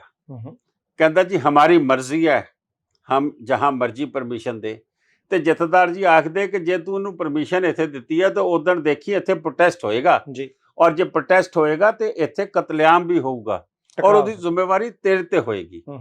ਤੇ ਮੁਰਾਰਜੀ ਦੇਸਾਈ ਵੀ ਅੱਗੋਂ ਬੜਾ ਔਖਾ ਹੋਇਆ ਕਿ ਤੁਸੀਂ ਜੇ ਕਤਲੇਆਮ ਦੀ ਗੱਲ ਕਰਦੇ ਹੋ, ਜੇ ਤੁਸੀਂ ਉਸ ਦਿਨ ਵਾਇਲੈਂਸ ਦੀ ਗੱਲ ਕਰਦੇ ਹੋ, ਤੇ ਅਸੀਂ ਸਰਕਾਰ ਆ, ਸਾਨੂੰ ਸੰਭਾਲਣਾ ਆਉਂਦਾ। ਤੇ ਇੱਕ ਕਿਸਮ ਦੀ ਬੜੀ ਤਲਖੀ ਦੇ ਵਿੱਚ ਇਹ ਮੀਟਿੰਗ ਖਤਮ ਹੋਈ। 1978 ਦੀ 5 ਨਵੰਬਰ ਆ ਜਾਂਦੀ ਹੈ। ਉਹਦੇ ਵਿੱਚ ਮੈਨੂੰ ਪਹਿਲੀ ਦਫਾ ਮੈਂ ਗ੍ਰਿਫਤਾਰ ਵੀ ਹੁੰਨਾ ਵਾਂ, ਔਰ ਜੋ ਕੁਝ ਹੋਇਆ ਉਹ ਵੀ ਮੈਂ ਤੁਹਾਨੂੰ ਦੱਸਦਾ ਵਾਂ। ਬੰਗਲਾ ਸਾਹਿਬ ਤੋਂ ਅਸੀਂ ਇੰਡੀਆ ਗੇਟ ਵੱਲ ਨੂੰ, ਬੰਗਲਾ ਸਾਹਿਬ ਦੇ ਪਿਛਲੇ ਪਾਸੇ ਅੱਗੇ ਤਾਂ ਰਾਜਾ ਜੈ ਸਿੰਘ ਮਾਰਗ ਜਿਹੜੀ ਬੰਦ ਹੋ ਕੇ ਹੁਣ ਪਾਰਕਿੰਗ ਹੋਈ, ਉਹਦੇ ਬੈਕ ਤੇ ਅਸ਼ੋਕਾ ਰੋਡ ਹੈ। ਠੀਕ ਹੈ। ਅਸ਼ੋਕਾ ਰੋਡ ਸਿੱਧੀ ਇੰਡੀਆ ਗੇਟ ਨੂੰ ਜਾ ਕੇ ਟੱਚ ਕਰਦੀ ਹੈ, ਅਮਰ ਜਵਾਨ ਜੋਤੀ ਨੂੰ ਜਾਂਦੀ ਹੈ। ਉੱਥੋਂ ਦੀ ਜਥੇ ਨਿਕਲਣੇ ਸ਼ੁਰੂ ਹੋਏ। ਇੱਕ ਕਿਸਮ ਦੇ ਸ਼ਹੀਦੀ ਜਥੇ ਸੀਗੇ, ਬੜੀ ਜ਼ਬਰਦਸਤ ਪੁਲਿਸ ਲੱਗੀ ਸੀ, BSF ਲੱਗੀ ਸੀ, CRP ਲੱਗੀ ਸੀ, ਕਿਉਂਕਿ ਸਰਕਾਰ ਕੋਲ ਇੰਪੋਰਟ ਸੀਗਾ ਕਿ ਅੱਜ ਕੁਝ ਹੋਊਗਾ। ਔਰ ਜੋ ਗੋਲੀ, ਗੈਸ, ਲਾਠੀ ਚੱਲਣੀ ਸ਼ੁਰੂ ਹੋਈ, ਬੱਸਾਂ ਨੂੰ ਅੱਗਾਂ ਲੱਗਣੀਆਂ ਸ਼ੁਰੂ ਹੋਈਆਂ। ਔਰ ਉਹ ਜਿਹੜਾ ਇੱਕ ਕਿਸਮ ਦੀ ਕਹਿ ਲਓ ਕਿ ਧਰਨਾ ਜਿਹੜਾ ਸੀਗਾ ਜਾਂ ਮੁਜ਼ਾਹਰਾ ਜਿਹੜਾ ਸੀਗਾ, ਉਹ ਇੰਡੀਆ ਗੇਟ ਨੂੰ ਬਹੁਤ ਵੱਡੀ ਗਿਣਤੀ 'ਚ ਸਿੱਖ ਬੀਬੀਆਂ, ਤੁਹਾਨੂੰ ਮੈਂ ਫੁਟੇਜ ਵੀ ਦਊਂਗਾ ਉਸ ਵਕਤ ਦੀਆਂ, ਕਿ ਜਿਹਦੇ ਤੁਸੀਂ ਦੇਖੋਗੇ ਬੀਬੀਆਂ ਵੀ ਨੇ, ਬੱਚੇ ਵੀ ਨੇ, ਬਜ਼ੁਰਗ ਵੀ ਨੇ, ਉਹ ਜੋ ਚੱਲਣੇ ਸ਼ੁਰੂ ਹੋਏ। ਤੇ ਬੜਾ ਪੁਲਿਸ ਨੇ ਲਾਠੀ ਚਾਰਜ ਤੋਂ ਲੈ ਕੇ ਗੋਲੀ ਤੱਕ, ਗੈਸ ਤੱਕ ਚਲਾਈ। ਉਸ ਵਾਰਦਾਤ ਦੇ ਵਿੱਚ 3 ਲੋਕ ਸ਼ਹੀਦ ਹੁੰਦੇ ਨੇ। ਉਹ ਨਵੰਬਰ 'ਚ ਵੀ, ਨਵੰਬਰ 'ਚ 5। ਹੁਣ ਕਿਸੇ ਨੂੰ ਪਤਾ ਹੀ ਨਹੀਂ ਕਿ 78 ਦਿੱਲੀ ਦੇ ਵਿੱਚ ਕੀ ਹੋਇਆ ਜੀ। ਉਸ ਦਿਨ ਦਿੱਲੀ ਦੇ ਜਿਹੜੇ ਸਾਡੇ ਅਕਾਲੀ ਦਲ ਦੇ ਪ੍ਰਧਾਨ ਸਨ, ਅਕਾਲੀ ਦਲ ਮਾਸਟਰ ਤਾਰਾ ਸਿੰਘ ਮੇਰੇ ਫਾਦਰ ਨੇ ਬਣਾ ਲਿਆ ਸੀਗਾ ਅਕਾਲੀ ਦਲ ਤੋਂ ਨਿਕਲਣ ਤੋਂ ਬਾਅਦ, ਉਹਦੇ ਜਥੇਦਾਰ ਅਵਤਾਰ ਸਿੰਘ ਕੋਹਲੀ ਪ੍ਰਧਾਨ ਬਜ਼ੁਰਗ ਸਨ, ਉਹ ਸ਼ਹੀਦ ਹੁੰਦੇ ਨੇ। 2 ਬੱਚੇ ਸ਼ਹੀਦ ਹੁੰਦੇ ਨੇ, ਮਨਿੰਦਰ ਸਿੰਘ, ਗੋਬਿੰਦ ਸਿੰਘ। ਔਰ ਜਦੋਂ ਇਹ ਜਥੇਦਾਰ ਜੀ ਨੂੰ ਖਬਰ ਮਿਲਦੀ ਹੈ, ਜਥੇਦਾਰ ਜੀ ਉਸ ਵੇਲੇ ਅਰੈਸਟ ਹੋ ਕੇ ਪਾਰਲੀਮੈਂਟ ਸਟਰੀਟ ਥਾਣੇ ਸੀਗੇ, ਉਹ ਥਾਣੇ ਚੋਂ ਨਿਕਲ ਕੇ ਵਾਪਸ ਬੰਗਲਾ ਸਾਹਿਬ ਆਉਂਦੇ। ਬੰਗਲਾ ਸਾਹਿਬ ਤੋਂ ਹੀ ਸਾਰੇ ਜੱਥੇ ਨਿਕਲ ਰਹੇ ਸੀ, ਸਟੇਜ ਲੱਗੀ ਸੀਗੀ। ਉੱਥੇ ਆ ਕੇ ਉਹ ਬੋਲਦੇ ਨੇ ਕਿ ਅੱਜ ਤੁਸੀਂ ਜੋ ਕਰ ਸਕਦੇ ਹੋ ਸਰਕਾਰ ਦਾ ਕਰ ਲਓ, ਕਿ ਇੱਕ ਕਾਤਲ ਜਿਹੜਾ ਬੰਦਾ ਹੈਗਾ ਉਸ ਨੂੰ ਪ੍ਰੋਟੈਕਸ਼ਨ ਦੇ ਕੇ ਇਹ ਉੱਥੇ ਅਮਰ ਜਵਾਨ ਜੋਤੀ ਤੇ ਕਰ ਰਹੇ ਨੇ, ਜਿਹਦੇ 'ਚ ਸਾਡੇ ਸਿੰਘ ਸ਼ਹੀਦ ਹੋ ਗਏ ਨੇ, ਜਥੇਦਾਰ ਅਵਤਾਰ ਸਿੰਘ ਕੋਹਲੀ ਸ਼ਹੀਦ ਹੋ ਗਏ ਨੇ, ਨੌਜਵਾਨ ਬੱਚੇ ਸ਼ਹੀਦ ਹੋ ਗਏ ਨੇ। ਅੱਜ ਜੋ ਤੁਸੀਂ ਕਰ ਸਕਦੇ ਹੋ ਕਰ ਲਓ। ਉਹਦੇ ਬਾਅਦ ਐਸੀ ਵਾਇਲੈਂਸ ਹੋਈ, ਮੈਨੂੰ ਯਾਦ ਹੈ ਕਿ ਕਿਰਨ ਬੇਦੀ ਦਾ ਕਿਸੇ ਨੇ ਨਾਂ ਨਹੀਂ ਸੁਣਿਆ ਸੀ। ਮੈਂ ਪਹਿਲੀ ਦਫਾ ਕਿਰਨ ਬੇਦੀ ਦੇਖੀ, ਕਿਉਂਕਿ ਮੇਰੀ ਗ੍ਰਿਫਤਾਰੀ ਜਾ ਕੇ ਅਮਰ ਜਵਾਨ ਜੋਤੀ ਤੇ ਹੁੰਦੀ ਹੈ, ਔਰ ਇਹਨੇ ਸਿਰ ਤੇ ਹੈਲਮਟ ਪਾਇਆ ਸੀ, ਛੋਟੇ ਜਿਹੇ ਕੱਦ ਸੀ। ਮੈਨੂੰ ਨਹੀਂ ਪਤਾ ਕਿ ਔਰਤ ਦਾ ਕੀ ਹੈ। ਉੱਥੇ ਤਾਂ ਗੈਸ ਚੱਲ ਰਹੀ ਸੀ, ਅੱਖਾਂ ਸੜਦੀਆਂ ਸੀਗੀਆਂ। ਅਸੀਂ ਉੱਥੇ ਸਾਰੀਆਂ ਐਮਪੀਆਂ ਦੀਆਂ ਕੋਠੀਆਂ ਨੇ ਅਸ਼ੋਕਾ ਰੋਡ ਤੇ, ਅਸੀਂ ਕੋਠੀ 'ਚ ਵੜ ਗਏ। ਸਾਊਥ ਇੰਡੀਅਨ ਜਨਾਨੀਆਂ ਨੇ ਚੀਕਾਂ ਮਾਰਨੀਆਂ ਸ਼ੁਰੂ ਕਰਤੀਆਂ। ਅਸੀਂ ਕਿਹਾ ਭਈਆ ਹਮਕੋ ਪਾਣੀ ਦਿਓ। ਅਸੀਂ ਅੱਖਾਂ ਧੋ ਕੇ ਆਪਣੀਆਂ ਫਿਰ ਇੰਡੀਆ ਗੇਟ ਨੂੰ ਅੱਗੇ ਵਧੇ। ਉੱਥੇ ਜਾ ਕੇ ਮੇਰੀ ਗ੍ਰਿਫਤਾਰੀ ਹੁੰਦੀ ਹੈ, ਔਰ ਫਿਰ ਪੁਲਿਸ ਨੇ ਜਿਸ ਤਰੀਕੇ ਨਾਲ ਡਾਂਗਾਂ ਨਾਲ ਕੁੱਟਿਆ, ਮੇਰੀ ਬਾਂਹ ਟੁੱਟਦੀ ਹੈ। ਉਹਦੇ ਬਾਅਦ ਗ੍ਰਿਫਤਾਰੀ ਹੁੰਦੀ ਹੈ। ਗ੍ਰਿਫਤਾਰੀ ਹੋਣ ਤੋਂ ਬਾਅਦ ਜੋ ਬੱਸ 'ਚ ਅਸੀਂ ਬਹਿ ਜਾਂਦੇ ਹਾਂ, ਫਿਰ ਸਾਨੂੰ ਉਹ ਲੈ ਜਾਂਦੇ ਨੇ ਥਾਣੇ, ਤੁਗਲਕ ਰੋਡ ਥਾਣੇ। ਉੱਥੇ 4 ਸਿਪਾਹੀ ਸੀ, 2 ਮੋਟਰਸਾਈਕਲ, ਇੱਕ ਜੀਪ ਖੜੀ ਸੀ, ਕਿਉਂਕਿ ਸਾਰਾ ਉੱਧਰ ਗਿਆ ਸੀਗਾ। ਅਤੇ ਸਾਨੂੰ ਵੀ ਪਤਾ ਲੱਗ ਚੁੱਕਾ ਸੀ ਕਿ ਬੰਦੇ ਮਰੇ ਆ। ਅਤੇ ਅਸੀਂ ਉੱਥੇ ਥਾਣੇ ਦੇ ਵਿੱਚ ਉਹ ਗੱਡੀਆਂ ਨੂੰ ਅੱਗ ਲਾਉਂਦੇ ਹਾਂ। ਪੁਲਿਸ ਵਾਲੇ ਭੱਜ ਜਾਂਦੇ। ਜਿਹੜੇ 2-4 ਸੀ, 25 ਕੁ ਮੁੰਡੇ ਸੀ ਜਿਹੜੇ ਬੱਸ 'ਚ ਲੈ ਕੇ ਆਏ ਸੀਗੇ। ਅਤੇ ਤਦ ਤੱਕ ਬੜਾ ਜ਼ਿਆਦਾ ਮੇਰੇ ਬਲੀਡਿੰਗ ਹੋ ਰਹੀ ਸੀ, ਕਿਉਂਕਿ ਮੈਨੂੰ ਜਿਵੇਂ ਉਹਨਾਂ ਨੇ ਬਾਅਦ 'ਚ ਵੀ ਕੁੱਟਿਆ। ਅਤੇ ਇੱਕ ਸਰਦਾਰ ਸਾਹਿਬ ਸੀ ਬਜ਼ੁਰਗ, ਜਿਹੜਾ ਇੰਟਰਸਟਿੰਗ ਕਿੱਸਾ ਮੈਂ ਸੁਣਾਵਾਂ ਜੀ। ਮੈਨੂੰ ਕਹਿੰਦੇ ਤੂੰ ਕੌਣ ਹੈ? ਮੈਂ ਕਿਹਾ ਮੈਂ ਮਨਜੀਤ ਸਿੰਘ ਹਾਂ। ਕੌਣ ਹੈ ਮਨਜੀਤ ਸਿੰਘ? ਮੈਂ ਕਿਹਾ ਮੈਂ ਜਥੇਦਾਰ ਸੰਤੋਖ ਸਿੰਘ ਹੋਰਾਂ ਦਾ ਬੇਟਾ। ਕਹਿੰਦਾ ਮੇਰੇ ਕੱਪੜੇ ਫਟੇ ਸੀਗੇ, ਲਹੂ ਨਿਕਲ ਰਿਹਾ ਸੀ, ਬਾਂਹ ਮੇਰੀ ਟੁੱਟੀ ਸੀ। ਕਹਿੰਦੇ ਤੂੰ ਭੱਜ ਜਾ ਇੱਥੋਂ, ਜਿੰਨੇ ਜ਼ਖਮੀ ਨੇ ਸਾਰੇ ਭੱਜ ਜਾਓ। ਮੈਂ ਕਿਹਾ ਜੀ ਕਿਉਂ ਭੱਜ ਜਾਵਾਂ, ਇੱਥੇ ਗ੍ਰਿਫਤਾਰੀ ਦੇਣ ਆਏ ਆ। ਕਹਿੰਦੇ ਕਾਕਾ ਤੈਨੂੰ ਸਮਝ ਨਹੀਂ ਹੈ? ਮੈਂ ਕਿਹਾ ਜੀ ਦੱਸੋ। ਕਹਿੰਦੇ ਤੈਨੂੰ ਪਤਾ ਇੱਕ ਪੁਲਿਸ ਵਾਲਾ ਵੀ ਮਰਿਆ, ਇੱਕ ਪੁਲਿਸ ਵਾਲੇ ਦੀ ਡੈਥ ਹੋ ਗਈ ਸੀ। ਕਹਿੰਦਾ ਜੇ ਤੇਰੀ ਡਾਕਟਰੀ ਹੋ ਗਈ ਨਾ ਤੇ ਤੇਰੇ ਤੇ ਪੱਕੀ 302 ਲੱਗੇਗੀ, ਕਿਉਂਕਿ ਤੂੰ ਤਾਂ ਮੁਕਾਬਲਾ ਕੀਤਾ ਪੁਲਿਸ ਦਾ ਤੇ ਤੇਰਾ ਕੇਸ 'ਚ ਨਾ ਆਊਗਾ। ਹੁਣ ਉਦੋਂ 20 ਸਾਲ ਦੀ ਮੇਰੀ ਉਮਰ ਸੀ, ਜਵਾਨੀ 'ਚ ਅਸੀਂ ਸੀਗੇ, ਗੁੱਸਾ ਬੜਾ ਸੀਗਾ ਇਹਨਾਂ ਦੇ ਖਿਲਾਫ, ਸਰਕਾਰ ਦੇ ਖਿਲਾਫ। ਮੈਨੂੰ ਸਮਝ ਆਈ ਜਿੰਨੇ ਵੀ ਜ਼ਖਮੀ ਬੱਚੇ ਸੀ ਅਸੀਂ ਲੈ ਕੇ ਉੱਥੋਂ ਦੀ ਮੈਡੀਕਲ ਇੰਸਟੀਚਿਊਟ ਤੱਕ, ਸਾਨੂੰ ਨਾ ਕੋਈ ਟੈਕਸੀ ਨਾ ਕੋਈ ਗੱਡੀ, ਅਸੀਂ ਉਹਦੇ 'ਚ ਬੈਠੇ, ਉਹਨਾਂ ਨੂੰ ਮੈਂ ਘਰੋਂ ਘਰੀ ਛੱਡਿਆ। ਖੈਰ ਐਨੀਵੇ ਰਾਤੀ ਘਰ ਪਹੁੰਚ ਗਏ। ਘਰ ਪਹੁੰਚੇ ਤੇ ਮੇਰੇ ਘਰ 'ਚ ਮੈਸੇਜ ਜਾ ਚੁੱਕਾ ਸੀ ਮਨਜੀਤ ਨੂੰ ਗੋਲੀ ਲੱਗ ਗਈ ਹੈ। ਮੈਂ ਰਾਤੀ 7:30 ਵਜੇ ਘਰ ਪਹੁੰਚਿਆ। ਮੇਰੇ ਮਦਰ 3 ਵੀਲਰ ਲੈ ਕੇ ਇੰਡੀਆ ਗੇਟ ਤੇ ਉੱਥੇ ਹਸਪਤਾਲਾਂ 'ਚ ਭੱਜੇ ਫਿਰਦੇ ਪਏ ਕਿ ਮਨਜੀਤ ਕਿੱਥੇ ਆ। ਉਦੋਂ ਕੋਈ ਮੋਬਾਈਲ ਤਾਂ ਹੁੰਦੇ ਨਹੀਂ ਸੀਗੇ। ਤੇ ਉੱਥੇ ਮੇਰਾ ਨੌਕਰ ਕਹਿੰਦਾ ਕਿ ਇਹ ਨੰਬਰ ਹੈ ਪਾਰਲੀਮੈਂਟ स्ट्रीट थाने का, अभी जथेदार जी वहाँ आप बात करो उनसे। मैं पापा जी ने गल की, ਕੀ ਹਾਲ ਹੈ ਤੇਰਾ? ਮੈਂ ਕਿਹਾ ਜੀ ਇੱਦਾਂ ਦੇ ਮੇਰੇ ਸੱਟਾਂ ਬਹੁਤ ਲੱਗੀਆਂ ਨੇ ਤੇ ਮੈਂ ਠੀਕ ਹਾਂ, ਬਚ ਗਿਆ ਵਾਂ, ਮੈਨੂੰ ਗੋਲੀ ਨਹੀਂ ਲੱਗੀ। ਤੇ ਉਹਨਾਂ ਨੇ ਮੈਨੂੰ ਆਖਿਆ ਕਿ ਤੂੰ ਸਰਕਾਰੀ ਹਸਪਤਾਲ 'ਚ ਨਹੀਂ ਜਾਣਾ, ਤੂੰ ਪ੍ਰਾਈਵੇਟ ਹਸਪੀਟਲ ਚਲੇ ਜਾ। ਮੈਨੂੰ ਹਸਪੀਟਲ ਦਾ ਨਾਂ ਲਿਆ, ਗ੍ਰੇਟਰ ਕਲਾਸ 'ਚ ਸੀਗਾ। ਤੂੰ ਪਲਸਤਰ ਕਰਾ, ਟਾਂਕੇ ਟੂੰਕੇ ਲਵਾ ਆਪਣੇ ਜਾ ਕੇ। ਅਗਲੀ ਉਹਨਾਂ ਨੇ ਮੈਨੂੰ ਇੰਸਟਰਕਸ਼ਨ ਦਿੱਤੀ ਕਿ ਕੱਲ੍ਹ ਜਿਹੜਾ ਸੰਸਕਾਰ ਹੈ ਜਥੇਦਾਰ ਅਵਤਾਰ ਸਿੰਘ ਕੋਹਲੀ ਦਾ ਵੱਖਰਾ ਨਹੀਂ ਹੋਣਾ ਚਾਹੀਦਾ, ਉਹ ਨੌਜਵਾਨਾਂ ਦਾ ਵੀ ਨਾਲ, ਤਿੰਨਾਂ ਦਾ ਸੰਸਕਾਰ ਇਕੱਠਾ ਨਿਗਮਬੋਧ ਘਾਟ, ਜਿਹੜਾ ISBT ਦੇ ਕੋਲ ਵੱਡਾ ਸ਼ਮਸ਼ਾਨ ਘਾਟ ਹੈ ਦਿੱਲੀ ਦਾ, ਉੱਥੇ ਹੋਣਾ ਚਾਹੀਦਾ। ਖੈਰ ਐਨੀਵੇ ਉਦਣ ਵੀ ਉੱਥੇ ਵਾਇਲੈਂਸ ਹੁੰਦੀ ਹੈ, ਬੱਸਾਂ ਸੜਦੀਆਂ ਨੇ ਸੰਸਕਾਰ ਵਾਲੀ ਜਗ੍ਹਾ 'ਤੇ ਵੀ। ਦਿੱਲੀ ਨੂੰ ਅੱਗ ਲੱਗੀ ਹੋਈ ਸੀ ਉਸ ਵੇਲੇ ਪੂਰੀ। ਤਾਂ ਮੈਂ ਤੁਹਾਨੂੰ ਜਿਹੜੀ ਇਹ ਗੱਲ ਕਰ ਰਿਹਾ ਕਿ ਇਹਦੇ ਪਿੱਛੇ ਬੈਕਗਰਾਊਂਡ ਇਹ ਸੀਗੀ ਕਿ ਇਹ ਸਾਰੀ 1978 13 ਅਪ੍ਰੈਲ ਤੋਂ ਸ਼ੁਰੂ ਹੁੰਦੀ ਹੈ। ਸੰਤ ਭਿੰਡਰਾਂਵਾਲਾ ਇੱਥੋਂ ਦੀ, ਉਹਨਾਂ ਦਾ ਨਾਂ ਜਿਹੜਾ ਸੀਗਾ ਉਹ ਨਿਕਲਣਾ ਸ਼ੁਰੂ ਹੁੰਦਾ ਹੈ, ਔਰ ਅਖੀਰ 1980 ਦੇ ਵਿੱਚ ਕਤਲ ਹੁੰਦਾ ਹੈ ਗੁਰਬਚਨ ਸਿੰਘ, ਜਿਹੜਾ ਨਿਰੰਕਾਰੀ ਮਿਸ਼ਨ ਦਾ ਚੀਫ ਸੀਗਾ। ਉਸ ਨੂੰ ਮਾਰਨ ਦੇ ਵਿੱਚ ਭਾਈ ਰਣਜੀਤ ਸਿੰਘ, ਜਿਹੜੇ ਜਥੇਦਾਰ ਅਕਾਲ ਤਖਤ ਸਾਹਿਬ ਵੀ ਰਹੇ, ਮੇਨ ਉਹ ਸੀਗੇ, ਔਰ ਉਹਨਾਂ ਦੇ ਨਾਲ ਕਾਬਲ ਸਿੰਘ ਜੀ, ਉਹ ਭਿੰਡਰਾਂਵਾਲੇ ਦੇ ਬੰਦੇ ਸੀਗੇ। ਤੇ ਕਿਵੇਂ ਕਾਰਬਾਈਨ ਲੈ ਕੇ ਡੇਰੇ 'ਚ ਵੜਦੇ ਆ, ਕਿਵੇਂ ਉੱਥੇ ਜਾ ਕੇ ਰੇਕੀ ਕਰਦੇ ਆ, ਕਿਵੇਂ ਉਹ ਕੌਨਫੀਡੈਂਸ ਜਿੱਤਦੇ ਆ ਪਹਿਲੇ ਭਾਈ ਰਣਜੀਤ ਸਿੰਘ ਨਿਰੰਕਾਰੀ ਦਾ, ਬਾਬੇ ਦਾ। ਔਰ ਜਥੇਦਾਰ ਜੀ ਨਾਲ ਮਿਲਣ ਆਇਆ ਕਰਦੇ ਹੁੰਦੇ ਸੀਗੇ ਤੇ ਦੱਸਦੇ ਹੁੰਦੇ ਸੀ ਵੀ ਕਿ ਇੱਦਾਂ ਕਰਕੇ ਮੈਂ ਕਿਸੇ ਦਿਨ ਵੀ ਇਹਨੂੰ ਕਤਲ ਕਰ ਦਿਆਂਗਾ।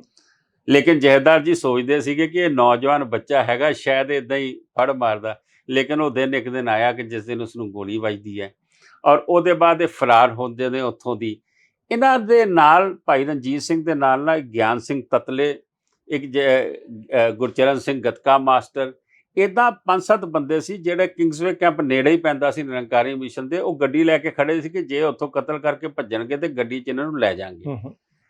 ਭਾਈ ਰਣਜੀਤ ਸਿੰਘ ਹੋਰੀ ਜਿਹੜਾ ਮੇਨ ਪਲਾਨ ਸੀਗਾ ਐਸਕੇਪ ਰੂਟ, ਉਹ ਨਹੀਂ ਲਿਆ। ਇਹ ਹੋਰ ਸਿਆਣੇ ਨਿਕਲੇ, ਇਹ ਉੱਥੋਂ ਦੀ ਪਿੱਛੇ ਨਿਕਲੇ ਤੇ ਬਰਾੜੀ ਅੱਜ ਤਾਂ ਬਹੁਤ ਆਬਾਦੀ ਹੋ ਗਈ, ਤੇ ਜੰਗਲ ਸੀ। ਇਹ ਸੋਨੀਪਤ ਵਾਲੇ ਪਾਸੇ ਨੂੰ ਰਾਤੋਂ ਰਾਤ ਭੱਜਦੇ ਚਲੇ ਗਏ। ਰਾਤੀ ਕੋਈ 7:30-8 ਵਜੇ ਕਤਲ ਹੋਇਆ। ਉੱਥੋਂ ਬੱਸ ਫੜੀ ਤੇ ਪੰਜਾਬ, ਤੇ ਫਿਰ ਉਹਦੇ ਬਾਅਦ ਬੰਬਈ, ਕਈ ਜਗ੍ਹਾ ਰਹੇ। ਇਹ ਜਥੇਦਾਰ ਜੀ ਨੂੰ ਪਤਾ ਹੋਣਾ ਕਿੱਥੇ ਕਿੱਥੇ ਰਹੇ, ਜਾਂ ਭਾਈ ਸਾਹਿਬ ਨੂੰ ਪਤਾ, ਭਾਈ ਰਣਜੀਤ ਸਿੰਘ ਹੋਰਾਂ ਨੂੰ। ਤੇ ਜਿਹੜੇ ਬੰਦੇ ਕਿੰਗਸਵੇ ਕੈਂਪ ਖੜੇ ਸੀਗੇ, ਜਿਹੜਾ ਐਸਕੇਪ ਰੂਟ ਸੀਗਾ, ਉਹ ਜਦੋਂ ਉਹਨਾਂ ਨੇ ਦੇਖਿਆ ਕਿ ਪੁਲਿਸ ਦੀਆਂ ਗੱਡੀਆਂ ਦੌੜਨੀਆਂ ਸ਼ੁਰੂ ਹੋ ਗਈਆਂ, ਉੱਥੋਂ ਨਿਕਲ ਗਏ। ਉਹਨਾਂ ਕੋਲ ਇੱਕ ਕਰਬਾਈਨ ਇਹਨਾਂ ਕੋਲ ਵੀ ਸੀਗੀ, ਇਹ ਬੰਦਿਆਂ ਕੋਲ। ਇਹਨਾਂ ਨੇ ਆਪਣਾ ਜਿਹੜਾ ਹਥਿਆਰ ਸੀ ਉਹ ਜਮਨਾ ਸੁੱਟਤਾ। ਜਮਨਾ ਨੂੰ ਕ੍ਰਾਸ ਕਰਕੇ ਜਮਨਾ ਪਾਰ ਰਹਿੰਦੇ ਸੀਗੇ, ਉਹ ਹਥਿਆਰ ਜਿਹੜਾ ਵਰਤਿਆ ਨਹੀਂ ਗਿਆ। ਠੀਕ ਹੈ। ਤੇ ਸੀਬੀਆਈ ਦਾ ਚੀਫ ਬਾਵਾ ਸੀਗਾ, ਉਹਨਾਂ ਨੇ ਗੋਤਾਖੋਰ ਲਾ ਕੇ ਇਹ ਬੰਦੇ ਫੜ ਲਏ ਤੀਜੇ ਚੌਥੇ ਦਿਨ ਹੀ। ਜਿੱਦਣ ਬੰਦੇ ਫੜ ਲਏ, ਜਹੇਦਾਰ ਜੀ ਨੇ ਇਹਨਾਂ ਜਿੰਨੇ ਵੀ ਬੰਦੇ ਅਰੈਸਟ ਹੋਏ ਸਾਰਿਆਂ ਦੇ ਘਰ 'ਚ ਰਾਸ਼ਨ ਔਰ ਪੈਨਸ਼ਨ ਲਾਤੀ। ਕਤਲ ਕੇਸ ਦੇ ਵਿੱਚ ਜਿਹੜਾ ਬਹੁਤ ਵੱਡਾ ਵਕੀਲ ਉਸ ਵੇਲੇ, ਮੈਨੂੰ ਪਹਿਲਾਂ ਨਾਂ ਨਹੀਂ ਪਤਾ, ਬਾਵਾ ਜੀ ਕਰਕੇ ਕਹਿੰਦੇ ਸੀਗੇ, ਉਸ ਵੇਲੇ ਲੱਖ ਰੁਪਏ ਦਾ ਚੈੱਕ ਦਿੱਤਾ ਗੁਰਦੁਆਰਾ ਕਮੇਟੀ ਤੋਂ ਕਿ ਕੇਸ ਤੁਸੀਂ ਲੜੋਗੇ, ਜਿਹੜੇ ਬੰਦੇ ਫੜੇ ਜਾ ਰਹੇ ਆ ਇਹਨਾਂ ਦੇ ਮੁਕੱਦਮੇ ਤੁਸੀਂ ਲੜਨੇ ਆ ਸਾਰਿਆਂ ਨੇ। ਸੀਬੀਆਈ ਦੇ ਚੀਫ ਨੇ ਬਿਆਨ ਦੇ ਦਿੱਤਾ ਕਿ ਅਸੀਂ ਵੈਪਨ ਆਫ ਅਫੈਂਸ ਲੱਭ ਲਿਆ, ਇਹਨਾਂ ਨੇ ਗੋਤਾਖੋਰਾਂ ਨੇ ਜਮਨਾ 'ਚੋਂ ਕੱਢ ਲਿਆ। ਜਹੇਦਾਰ ਜੀ ਬਿਆਨ ਦਿੰਦੇ ਨੇ ਕਿ ਬਈ ਇਹ ਵੈਪਨ ਆਫ ਅਫੈਂਸ ਨਹੀਂ ਹੈਗਾ, ਇਹ ਸੀਬੀਆਈ ਗਲਤ ਹਥਿਆਰ ਪਾ ਰਹੀ ਹੈ, ਕੇਸ ਨੂੰ ਗੁੰਮਰਾਹ ਕਰਦੀ ਪਈ ਹੈ। ਮੀਡੀਆ ਬਿਆਨ ਸੀ ਉਹ ਜਹੇਦਾਰ ਜੀ ਦਾ? ਮੀਡੀਆ ਬਿਆਨ ਸੀ। ਉਹਨਾਂ ਨੇ ਆਖਿਆ ਕਿ ਇਹ ਗਲਤ ਹਥਿਆਰ ਹੈ, ਕਿਉਂਕਿ ਜੇ ਸਾਬਤ ਕਰਦੇ ਨੇ ਇਸ ਹਥਿਆਰ ਨਾਲ ਮਾਰਿਆ ਤੇ ਅਸੀਂ ਸਾਰਾ ਕੁਝ ਛੱਡ ਦਿਆਂਗੇ, ਬਣ ਚਵਾਂਗੇ ਅਸੀਂ। ਐਕਚੁਅਲੀ ਜਿਹੜਾ ਹਥਿਆਰ ਸੀ ਉਹ ਬੰਬੇ ਪਹੁੰਚ ਗਿਆ ਸੀ, ਜਿਹਦਾ ਮਰਿਆ ਸੀ, ਉਹਨੂੰ ਕੱਟ ਕੇ ਸਮੁੰਦਰ ਦੇ ਵਿੱਚ ਸੁੱਟ ਦਿੱਤਾ ਗਿਆ ਸੀਗਾ। ਇਹ ਬੈਕਗ੍ਰਾਉਂਡ ਹੈ, ਕਿਸੇ ਨੂੰ ਨਹੀਂ ਪਤਾ। ਇਹ ਅੱਜ ਮੈਂ ਤੁਹਾਡੇ ਅੱਗੇ ਪਹਿਲੀ ਦਫਾ ਬੋਲਦਾ ਪਿਆ। ਠੀਕ ਹੈ ਜੀ। ਅੱਛਾ, ਉਹਨੂੰ ਕੱਟ ਦਿੱਤਾ ਗਿਆ ਸੀ? ਉਹਨੂੰ ਗੈਸ ਵੈਲਡਿੰਗ ਨਾਲ ਕੱਟ ਕੇ ਟੁਕੜੇ ਕਰਕੇ ਸਮੁੰਦਰ 'ਚ ਖਿਲਾਰ ਕੇ ਸੁੱਟ ਦਿੱਤਾ ਗਿਆ ਸੀ ਕਿ ਕਿਸੇ ਨੂੰ ਲੱਭਣਾ ਹੀ ਨਹੀਂ ਕਦੀ। ਤੇ ਇਹ ਜਿਹੜਾ ਹਥਿਆਰ ਸੀਗਾ ਇਹ ਯੂਜ਼ ਹੀ ਨਹੀਂ ਹੋਇਆ ਸੀਗਾ। ਐਸਕੇਪ ਰੂਟ ਵਾਲਿਆਂ ਦਾ ਸੀ? ਐਸਕੇਪ ਰੂਟ ਦਾ ਸੀ। ਸੋ ਇਸ ਕਰਕੇ ਸੀਬੀਆਈ ਨੇ ਬੜਾ ਸ਼ਿਕੰਜਾ ਕੱਸਣ ਦੀ ਕੋਸ਼ਿਸ਼ ਕੀਤੀ, ਲੇਕਿਨ ਹੋਇਆ ਕੀ ਕਿ ਜਨਤਾ ਰਾਜ ਇਲੈਕਸ਼ਨ ਆ ਗਈ 80 'ਚ, ਜਨਤਾ ਰਾਜ ਖਤਮ ਹੋ ਜਾਂਦਾ, ਇੰਦਰਾ ਗਾਂਧੀ ਦਾ ਰਾਜ ਆ ਜਾਂਦਾ। ਤੇ ਇੰਦਰਾ ਗਾਂਧੀ ਦੇ ਜਿਹੜੇ ਰਿਲੇਸ਼ਨ ਉਸ ਵੇਲੇ ਜਹੇਦਾਰ ਜੀ ਨਾਲ ਸੀਗੇ, ਮੈਂ ਸਮਝਦਾ ਕਿ ਸਾਨੂੰ ਵੀ ਇਹ ਸਮਝ ਆ ਚੁੱਕੀ ਸੀ ਕਿ ਹੁਣ ਇਹ ਜ਼ਿਆਦਾ ਸ਼ਿਕੰਜਾ ਸਾਡੇ ਤੇ ਨਹੀਂ ਕੱਸਿਆ ਜਾ ਸਕਦਾ। ਬਟ ਜਿੱਥੋਂ ਅਸੀਂ ਗੱਲ ਸ਼ੁਰੂ ਕੀਤੀ ਹੈ ਕਿ ਇਹ ਜਿਹੜਾ 1978 ਦਾ ਵਾਕਿਆ ਨਿਰੰਕਾਰੀ ਕਾਂਡ, ਇਹਦੇ ਵਿੱਚ ਅਕਾਲੀ ਦਲ ਦੀ ਗਲਤੀ, ਇਹਦੇ ਵਿੱਚ ਇੰਦਰਾ ਗਾਂਧੀ ਨੂੰ ਵੀ ਕਿਤੇ ਨਾ ਕਿਤੇ ਗੁੱਸਾ ਸੀਗਾ ਕਿ 75 ਦੇ ਵਿੱਚ ਜਦੋਂ ਐਮਰਜੈਂਸੀ ਲੱਗੀ ਸੀ ਨਾ, ਹੁਣ ਉਹ ਮੈਂ ਅੱਜ ਤੁਹਾਡੇ ਨਾਲ ਮੈਂ ਗੱਲ ਸ਼ੇਅਰ ਕਰ ਰਿਹਾ, ਇਤਿਹਾਸਿਕ ਗੱਲ ਹੈ ਜੀ। ਜਿੱਦਣ ਐਮਰਜੈਂਸੀ ਲੱਗੀ, ਇੰਦਰਾ ਨੇ ਸਾਰੇ ਫੜ ਲਏ ਸੀਗੇ ਆਪੋਜੀਸ਼ਨ ਵਾਲੇ, ਅਕਾਲੀ ਦਲ ਦਾ ਇੱਕ ਬੰਦਾ ਅਰੈਸਟ ਨਹੀਂ ਕੀਤਾ ਜੀ। ਇੰਦਰਾ ਗਾਂਧੀ ਨੇ ਮੇਰੇ ਪਿਤਾ ਨੂੰ ਬੁਲਾਇਆ 75 ਦੇ ਵਿੱਚ, ਔਰ ਉਹਨਾਂ ਨੇ ਆਖਿਆ ਕਿ ਬਈ ਮੇਰੇ ਖਿਲਾਫ ਰਾਜ ਨਾਰਾਇਣ ਦੀ ਜਿਹੜੀ ਪਟੀਸ਼ਨ ਹੈ, ਇਲੈਕਸ਼ਨ ਪਟੀਸ਼ਨ, ਹਾਈ ਕੋਰਟ ਨੇ ਫੈਸਲਾ ਕੀਤਾ, ਇਲਾਹਾਬਾਦ ਹਾਈ ਕੋਰਟ ਨੇ, ਕਿ ਮੇਰੀ ਨਲ ਐਂਡ ਵਾਇਡ ਹੈ, ਮੈਨੂੰ ਰਿਜ਼ਾਈਨ ਕਰਨਾ ਚਾਹੀਦਾ। ਮੈਂ ਸੁਪਰੀਮ ਕੋਰਟ 'ਚ ਅਪੀਲ ਕਰਨ ਚੱਲੀ ਹਾਂ, ਮੈਨੂੰ ਕੁਛ ਨਹੀਂ ਚਾਹੀਦਾ, ਮੈਨੂੰ ਅਕਾਲੀ ਦਲ ਇੱਕ ਬਿਆਨ ਦੇ ਦੇਵੇ ਕਿ ਇੰਦਰਾ ਗਾਂਧੀ ਕੋਲ ਰਾਈਟ ਹੈ ਸੁਪਰੀਮ ਕੋਰਟ ਜਾਣ ਦਾ। ਜੇ ਸੁਪਰੀਮ ਕੋਰਟ 'ਚ ਮੇਰੇ ਖਿਲਾਫ ਉਹ ਹਾਈ ਕੋਰਟ ਦਾ ਫੈਸਲੇ ਨੂੰ ਸਟੈਂਡ ਰੱਖਦੇ ਆ ਤੇ ਮੈਂ ਅਸਤੀਫਾ ਦੇ ਦਿਆਂਗਾ ਔਰ ਮੈਂ ਇਲੈਕਸ਼ਨ ਕਰਾ ਦਿਆਂਗੀ। ਜਹੇਦਾਰ ਜੀ ਨੂੰ ਕਹਿੰਦੇ ਕਿ ਵੀ ਤੁਸੀਂ ਅਕਾਲੀ ਦਲ ਹਾਈ ਕਮਾਂਡ ਨਾਲ ਗੱਲ ਕਰੋ। ਜਥੇਦਾਰ ਸਾਹਿਬ ਨੇ ਕਿਹਾ ਮੈਂ ਗੱਲ ਤਾਂ ਕਰ ਲੂੰਗਾ, ਤਾਂ ਬੀਬੀ ਤੂੰ ਦੇਣਾ ਕੀ ਹੈ, ਇਹਦੇ ਬਦਲੇ ਅਕਾਲੀਆਂ ਨੂੰ ਕੀ ਮਿਲੂਗਾ। ਕੁਦਰਤੀ ਟੌੜਾ ਸਾਹਿਬ ਦਿੱਲੀ ਆਉਂਦੇ ਨੇ। ਟੌੜਾ ਸਾਹਿਬ ਜਹੇਦਾਰ ਸੰਤੋਖ ਸਿੰਘ, ਸਰ ਅਵਤਾਰ ਸਿੰਘ ਆਟੋਪੈਂਸ ਪ੍ਰਧਾਨ ਦਿੱਲੀ ਗੁਰਦੁਆਰਾ ਕਮੇਟੀ ਹੁੰਦੇ ਸਨ, ਜਹੇਦਾਰ ਅਵਤਾਰ ਸਿੰਘ ਕੋਹਲੀ, ਹਰਮੀਤ ਸਿੰਘ, ਪ੍ਰੋਫੈਸਰ ਹਰਮੀਤ ਸਿੰਘ ਪ੍ਰਿੰਸੀਪਲ ਅੱਜ ਵੀ ਜੀਂਦੇ ਆ, ਉਹ ਬਾਕੀ ਤਾਂ ਸਭ ਜਾ ਚੁੱਕੇ ਆ। ਇੰਦਰਾ ਗਾਂਧੀ ਦੇ ਨਾਲ ਉਹ ਮੀਟਿੰਗ 'ਚ ਜਾਂਦੇ ਆ। ਹੁਣ ਇਹ ਗੱਲ ਸੁਣਨ ਵਾਲੀ ਜੇ ਜਿਹੜੀ ਮੈਂ ਅੱਜ ਤੁਹਾਨੂੰ ਹੁਣ ਦੱਸਣ ਲੱਗਾ। ਇੰਦਰਾ ਗਾਂਧੀ ਆਖਦੀ ਹੈ ਕਿ ਮੈਂ ਤੁਹਾਨੂੰ ਪਾਣੀ ਵੀ ਦਿੱਤਾ, ਜਿਹੜਾ ਪਾਣੀ ਅੱਜ ਤੱਕ ਅਸੀਂ ਰੋਂਦੇ ਹਾਂ। ਟੌੜਾ ਸਾਹਿਬ ਮੀਟਿੰਗ ਸੀ? ਟੌੜਾ ਸਾਹਿਬ ਮੀਟਿੰਗ ਸੀ। ਠੀਕ ਹੈ ਜੀ।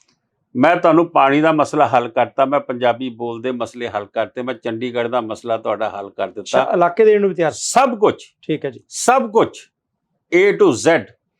ਔਰ ਖਾਲੀ ਇਹੀ ਨਹੀਂ, 1970-71 ਅਗਰ ਤੁਸੀਂ ਦੇਖੋਗੇ ਨਾ, ਆਲ ਵਰਲਡ ਸਿੱਖ ਕਨਵੈਨਸ਼ਨ ਹੋਈ ਸੀ, ਉਹਦੇ 4-5 ਮਸਲੇ ਰੱਖੇ ਸੀ। ਉਹਦੇ 'ਚ ਗੁਰਦੁਆਰਿਆਂ ਤੇ ਇਨਕਮ ਟੈਕਸ ਸੀਲਿੰਗ ਵੀ ਸੀਗੀ, ਉਹਦੇ 'ਚ SGPC, ਕਿਉਂਕਿ ਹਰਿਆਣਾ ਹਿਮਾਚਲ ਅਲੱਗ ਹੋ ਗਿਆ ਸੀਗਾ, ਉਹ ਯੂਨੀਫਾਈਡ ਰਹਿਣੀ ਚਾਹੀਦੀ, ਟੁੱਟਣੀ ਨਹੀਂ ਚਾਹੀਦੀ, ਉਹ ਵੀ ਮਸਲਾ ਸੀ।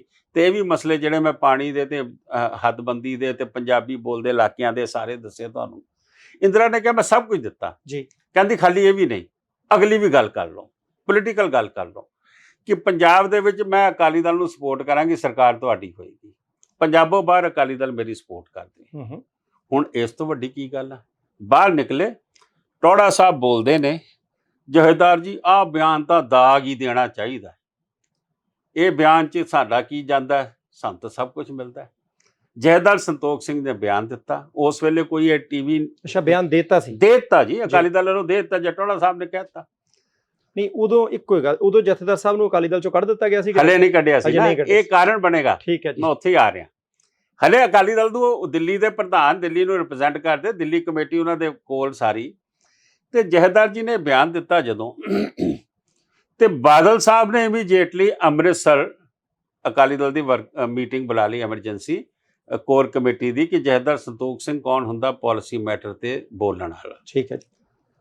ਮੈਨੂੰ ਅੱਜ ਵੀ ਯਾਦ ਆ, ਤੁਸੀਂ ਆਰਕਾਈਵ ਚੋਂ ਕੱਢਣਾ, ਉਸ ਮੀਟਿੰਗ ਦੀ ਜਿਹੜੀ ਕਾਰਵਾਈ ਸੀ ਉਹ ਸੁਰਜੀਤ ਸਿੰਘ ਬਰਨਾਲਾ ਨੇ ਪੜ੍ਹ ਕੇ ਸੁਣਾਈ, ਪ੍ਰੈਸ ਨੂੰ ਬਰੀਫ ਕੀਤਾ ਸੀ। ਉਹ ਜਦੋਂ ਮੀਟਿੰਗ ਉੱਥੇ ਹੁੰਦੀ ਹੈ ਤੇ ਜਿਵੇਂ ਕਈ ਜਗ੍ਹਾ ਕਹਿੰਦੇ ਕਿ ਟੌੜਾ ਸਾਹਿਬ ਦੇ ਉੱਤੇ ਜਾਂ ਬਾਦਲ ਸਾਹਿਬ ਦੇ ਉੱਤੇ ਕਈ ਨੁਕਸਾਨ ਲੱਗਦੇ ਕਿ ਇਹਨਾਂ ਨੇ ਵੱਡੇ ਵੱਡੇ ਲੀਡਰਾਂ ਦਾ ਝਟਕਾ ਕੀਤਾ ਹੈ ਇਹਨਾਂ ਨੇ ਆਪਣੇ ਸਰਵਾਈਵਲ ਵਾਸਤੇ। ਟੌੜਾ ਸਾਹਿਬ ਜਿਹੜੇ ਦਿੱਲੀ ਬੋਲ ਕੇ ਜਾਂਦੇ ਆ ਕਿ ਆਹ ਬਿਆਨ ਤਾਂ ਦਾਗ ਹੀ ਦੇਣਾ ਚਾਹੀਦਾ, ਉਹ ਇਸ ਰੈਜ਼ੋਲੂਸ਼ਨ ਨੂੰ ਸੈਕੰਡ ਕਰਦੇ ਨੇ ਕਿ ਸੰਤੋਖ ਸਿੰਘ ਨੂੰ 6 ਸਾਲ ਲਈ ਪਾਰਟੀ ਚੋਂ ਕੱਢ ਦਿੱਤਾ ਜਾਵੇ, ਕਿਉਂਕਿ ਐਂਟੀ ਪਾਰਟੀ ਐਕਟੀਵਿਟੀਜ਼ ਜਾਂ ਪਾਰਟੀ ਦੀ ਲਾਈਨ ਤੋਂ ਉਲਟ ਜਾਣ ਦੇ ਵਾਸਤੇ। ਇੱਕ ਵਾਰੀ ਫੇਰ ਰੁਕਣਾ ਮੈਂ, ਹਾਂ, ਕੀ ਇਹ ਸਾਰਾ ਕੁਝ ਤੱਥ ਹੈ ਕਿ ਉਹ ਮੀਟਿੰਗ ਹੋਈ ਸੀ, ਟੌੜਾ ਸਾਹਿਬ ਨਾਲ ਗਏ ਸੀ ਤੇ ਟੌੜਾ ਸਾਹਿਬ ਨੇ ਇਹੀ ਕਿਹਾ ਸੀ ਕਿ ਭਾਈ ਬਿਆਨ ਦੇਣਾ? 200% ਜਥੇਦਾਰ ਜੀ ਨੇ ਇਦਾਂ ਬਿਆਨ ਤਾਂ ਨਹੀਂ ਦਿੱਤਾ ਜੀ। ਉਸ ਵੇਲੇ ਕੋਈ ਟੀਵੀ ਨਹੀਂ ਹੁੰਦੇ ਸੀ, ਕੁਝ ਨਹੀਂ ਹੁੰਦੇ ਸੀ, ਆਲ ਇੰਡੀਆ ਰੇਡੀਓ ਜਾਂ ਦੂਰਦਰਸ਼ਨ ਤੇ ਉਹ ਬਿਆਨ ਬੜਾ ਚੱਲਿਆ। ਠੀਕ ਹੈ ਜੀ। ਹੁਣ ਇਹਦੇ ਪਿੱਛੇ ਗੱਲ ਇਹ ਹੋ ਗਈ ਕਿ ਬਾਦਲ ਸਾਹਿਬ ਨੂੰ ਕੀ ਪਈ ਸੀ, ਇਹ ਸਾਰੀ ਪੋਲੀਟੀਕਲ ਖੇਡ ਹੋਈ ਜੀ। ਬਾਦਲ ਸਾਹਿਬ ਨੂੰ ਇਹ ਲੱਗਿਆ ਕਿ ਇਹ ਟੌੜਾ ਜਾਂ ਕੋਈ ਹੋਰ ਬੰਦਾ ਇਹ ਸਾਂਝੀ ਕਮੇਟੀ, ਸਾਂਝੀ ਮੁੱਖ ਮੰਤਰੀਸ਼ਿਪ ਮੇਰੇ ਤੋਂ ਖਿੱਚ ਕੇ ਨਾ ਲੈ ਜਾਵੇ। ਇਹ ਜਦੋਂ ਆਪਸ ਚ ਇਦਾਂ ਕਰਕੇ ਹੋਊਗਾ ਗਠਬੰਧਨ ਤੇ ਉਹਦੇ 'ਚ ਸ਼ਾਇਦ ਮੈਂ ਸੀਐਮ ਬਣਨ ਤੋਂ ਨਾ ਰਹਿ ਜਾਵਾਂ, ਤੇ ਉਹਨਾਂ ਨੇ ਸਟੈਂਡ ਲੈ ਲਿਆ ਔਰ ਉਹਨਾਂ ਨੇ ਐਲਾਨ ਕਰ ਦਿੱਤਾ ਉੱਥੇ ਕਿ ਅਕਾਲੀ ਦਲ ਜਿਹੜਾ ਮੋਰਚਾ ਲਗਾ ਰਿਹਾ ਔਰ ਅਸੀਂ ਗ੍ਰਿਫਤਾਰੀਆਂ ਦੇਵਾਂਗੇ। ਇਹ ਆਪ ਜਾ ਕੇ ਗ੍ਰਿਫਤਾਰ ਹੋਏ ਆ ਜੀ। ਐਮਰਜੈਂਸੀ 'ਚ, ਬੀਬੀ ਨੇ ਇਹਨਾਂ ਨੂੰ ਗ੍ਰਿਫਤਾਰ ਨਹੀਂ ਕੀਤਾ, ਇੰਦਰਾ ਗਾਂਧੀ ਨੇ ਇਹਨਾਂ ਨੂੰ ਗ੍ਰਿਫਤਾਰ ਨਹੀਂ ਕੀਤਾ। ਇਹ ਵੀ ਤੱਥ ਆ? ਇਹ ਤੱਥ ਦੇਖ ਲਓ, ਤੁਸੀਂ ਰਿਕਾਰਡ ਕੱਢੋ, ਅਖਬਾਰਾਂ ਕੱਢੋ, ਜਾਂ ਉਸ ਵੇਲੇ ਦੇ ਜਿਹੜੇ ਲੋਕ ਨੇ ਉਹਨਾਂ ਨੂੰ ਪੁੱਛੋ। ਜਿਹੜੀ ਦਿੱਲੀ ਦੀ ਮੀਟਿੰਗ ਦੀ ਗੱਲ ਕਰਦੇ ਹੋ, ਡਾਕਟਰ ਹਰਮੀਤ ਸਿੰਘ ਅੱਜ ਵੀ ਜੀਂਦੇ ਹੈਗੇ ਆ, ਬਾਕੀ ਦੇ ਸਾਰੇ ਜਾ ਚੁੱਕੇ ਆ ਜਿਹੜੇ ਉਸ ਮੀਟਿੰਗ ਦੇ ਹਿੱਸਾ ਸੀਗੇ। ਸਿਚੁਏਸ਼ਨ ਇਹ ਹੈ ਕਿ ਉਹ ਫਿਰ ਜਥੇਦਾਰ ਜੀ ਨੇ ਪਹਿਲੀ ਦਫਾ ਸ਼੍ਰੋਮਣੀ ਅਕਾਲੀ ਦਲ ਮਾਸਟਰ ਤਾਰਾ ਸਿੰਘ ਬਣਾਇਆ 1975 ਚ। ਹੁਣ ਮੈਂ ਇੱਕ ਗੱਲ ਹੋਰ ਆਨਾ, ਇਹ ਇਤਿਹਾਸ ਲਿਖਿਆ ਜਾਏਗਾ। ਅੱਜ 2023 ਆ ਗਿਆ, 75 ਤੋਂ ਉਹ ਕਹਿੰਦੇ ਨਾ ਕਿ ਲਮੋਂ ਨੇ ਖਤਾ ਕੀ ਹੈ ਔਰ ਸदियों ने सजा पाई है, ਕਿ ਤੁਸੀਂ ਦਰਬਾਰ ਸਾਹਿਬ ਢਵਾ ਲਿਆ, ਤੁਸੀਂ 50,000 ਬੰਦਾ ਹਿੰਦੁਸਤਾਨ ਦੇ ਵਿੱਚ ਸਿੱਖ ਪੰਜਾਬ ਔਰ ਪੰਜਾਬੋਂ ਬਾਹਰ ਮਰਵਾ ਲਿਆ, ਤੁਸੀਂ ਸੈਕੰਡ ਕਲਾਸ ਸਿਟੀਜ਼ਨ ਹੋ ਗਏ, ਤੁਸੀਂ ਕਿੱਡਾ ਵੱਡਾ ਨੁਕਸਾਨ ਕਰ ਲਿਆ। ਨਾ ਤੁਹਾਨੂੰ ਅੱਜ ਪਾਣੀ ਮਿਲਿਆ, ਨਾ ਤੁਹਾਨੂੰ ਅੱਜ ਚੰਡੀਗੜ੍ਹ ਮਿਲਿਆ, ਨਾ ਤੁਹਾਨੂੰ ਅੱਜ ਪੰਜਾਬੀ ਬੋਲਦੇ ਹਲਕੇ ਮਿਲੇ, ਨਾ ਤੁਹਾਨੂੰ ਜਿਹੜੇ ਤੁਹਾਡੇ ਮਸਲੇ ਨੇ ਅੱਜ ਉਹ ਮਸਲਿਆਂ ਨੂੰ ਤਾਂ ਛੱਡ ਦਿਓ, ਉਸ ਤੋਂ ਵੱਡੇ ਅੱਜ ਅਸੀਂ ਅਨੰਦਪੁਰ ਸਾਹਿਬ ਰੈਜ਼ੋਲੂਸ਼ਨ ਭੁੱਲੀ ਬੈਠੇ ਹਾਂ, ਅੱਜ ਅਸੀਂ ਡਾਂਗਮਾਰ ਸਾਹਿਬ ਦਾ ਮਸਲਾ ਖੜਾ ਹੋ ਜਾਂਦਾ, ਅੱਜ ਸਾਡੇ ਕੋਲ ਸ਼ਿਲੌਂਗ ਦਾ ਮਸਲਾ ਖੜਾ ਹੋ ਜਾਂਦਾ, ਅੱਜ ਸਾਡੇ ਕੋਲ SGPC ਹਰਿਆਣੇ ਦਾ ਮਸਲਾ ਖੜਾ ਹੋ ਜਾਂਦਾ। ਮਤਲਬ ਉਹ ਮਸਲੇ ਤੇ ਛੱਡ ਦਈਏ ਜਿਨ੍ਹਾਂ ਕਰਕੇ 1978 ਚ ਇੱਕ ਵਾਰੀ ਫੇਰ ਇਹ ਜਵਾਲਾਮੁਖੀ ਫਟਿਆ ਸੀਗਾ। ਮੈਂ ਇਹ ਸਮਝਦਾ ਵਾਂ ਕਿ ਇਹ ਸਾਰੀ ਉਹਦੀ ਬੈਕਗਰਾਊਂਡ ਹੈ ਇੱਕ ਕਿਸਮ ਦੀ, ਕਿ ਜਿਹੜੀ ਇਹਦੇ 'ਚ ਅਕਾਲੀ ਦਲ ਦੀ ਹਾਈ ਕਮਾਂਡ ਔਰ ਅਕਾਲੀ ਦਲ ਦੀ ਲੀਡਰਸ਼ਿਪ ਦੀ, ਮੈਂ ਸਮਝਦਾ ਵਾਂ ਕਿ ਦੂਰਅੰਦੇਸ਼ੀ ਨੂੰ ਛੱਡ ਕੇ ਜੀ ਆਪਣੇ ਪੋਲੀਟੀਕਲ ਫਾਇਦਿਆਂ ਵਾਸਤੇ ਜਿਹੜੇ ਫੈਸਲੇ ਲਏ ਗਏ ਉਹਦਾ ਨੁਕਸਾਨ ਕੌਮ ਨੇ ਭਰਿਆ। ਇੱਥੇ ਇੱਕ ਹੁਣ ਵੱਡਾ ਸਵਾਲ ਜਿਹੜਾ ਖੜਾ ਹੁੰਦਾ ਕਿ ਇਹ ਸਾਰੀਆਂ ਗੱਲਾਂ 1984 ਤੋਂ ਪਹਿਲਾਂ ਦੀਆਂ ਨੇ। 1984 ਤੋਂ ਪਹਿਲਾਂ 75 78 ਤੇ 78 ਤੋਂ 80 ਉਹਦਾ ਕਤਲ ਹੁੰਦਾ ਹੈ ਜੀ। ਤੇ ਹੁਣ ਸਵਾਲ ਇੱਥੇ ਹੈ ਕਿ ਜੇ ਅੱਜ ਤੁਸੀਂ ਹੁਣ ਬਾਰ-ਬਾਰ ਕਹਿ ਰਹੇ ਕਿ ਉਦੋਂ ਆ ਗਲਤੀ ਅਕਾਲੀ ਦਲ ਦੀ ਲੀਡਰਸ਼ਿਪ ਨੇ ਕੀਤੀ, ਤੁਸੀਂ ਕਈ ਵਾਰ ਸਰਦਾਰ ਪ੍ਰਕਾਸ਼ ਸਿੰਘ ਬਾਦਲ ਹੋਰਾਂ ਦਾ ਜ਼ਿਕਰ ਕੀਤਾ, ਇੱਕ ਤੇ ਆ ਮੀਟਿੰਗ ਕਰਕੇ ਉਹਨਾਂ ਨੇ ਜਥੇਦਾਰ ਸਾਹਿਬ ਨੂੰ ਕੱਢ ਦਿੱਤਾ, ਇੱਕ ਤੁਸੀਂ ਪਹਿਲਾਂ ਵੀ 2 ਵਾਰੀ ਕਿਹਾ ਕਿ ਬਾਦਲ ਸਾਹਿਬ ਨੇ ਆ ਕੰਮ, 3-4 ਵਾਰ ਤੁਸੀਂ ਜ਼ਿਕਰ ਕੀਤਾ। ਫਿਰ ਤੁਸੀਂ ਬਾਦਲ ਸਾਹਿਬ ਦੀ ਪ੍ਰਧਾਨਗੀ ਵਾਲੀ ਪਾਰਟੀ ਦੇ ਵਿੱਚ ਫਿਰ 2 ਦਹਾਕਿਆਂ ਦੇ ਬਾਅਦ ਆਏ, ਉਹਨਾਂ ਦੀ ਪਾਰਟੀ ਦੀ ਹੀ ਦਿੱਲੀ ਇਕਾਈ ਦੇ ਪ੍ਰਧਾਨ ਬਣੇ। ਜੇ ਤੁਹਾਨੂੰ ਲੱਗਦਾ ਹੈ ਕਿ ਉਹਨਾਂ ਨੇ ਇੰਨੀ ਹੀ ਗਲਤੀ ਕੀਤੀ ਸੀ ਤਾਂ ਫਿਰ ਉਹਨਾਂ ਦੀ ਪ੍ਰਧਾਨਗੀ 'ਚ ਉਹਨਾਂ ਦੀ ਰਹਿਨੁਮਾਈ ਦੇ ਵਿੱਚ ਕੰਮ ਕਰਨ ਦੀ ਕੀ ਲੋੜ ਸੀ ਜੀ? ਇਦਾਂ ਹੈ ਕਿ ਜਦੋਂ ਜਥੇਦਾਰ ਸੰਤੋਖ ਸਿੰਘ ਹੋਰਾਂ ਦੀ ਡੈਥ ਹੋ ਜਾਂਦੀ ਹੈ 21 ਦਸੰਬਰ 1981 ਨੂੰ ਜੀ, ਮੈਂ ਪਹਿਲੀ ਦਫਾ ਯੂਥ ਅਕਾਲੀ ਦਲ ਜਿਹੜਾ ਅੱਜ ਤੱਕ ਯੂਥ ਅਕਾਲੀ ਦਲ ਨਹੀਂ ਸੀ 81 ਤੱਕ। ਅੱਛਾ, 81 ਤੱਕ ਯੂਥ ਵਿੰਗ ਨਹੀਂ ਸੀ। ਸਭ ਤੋਂ ਪਹਿਲੇ ਮੈਂ ਬਣਾਇਆ ਔਰ ਮੈਂ ਉਹਦਾ ਪ੍ਰਧਾਨ ਸੀਗਾ।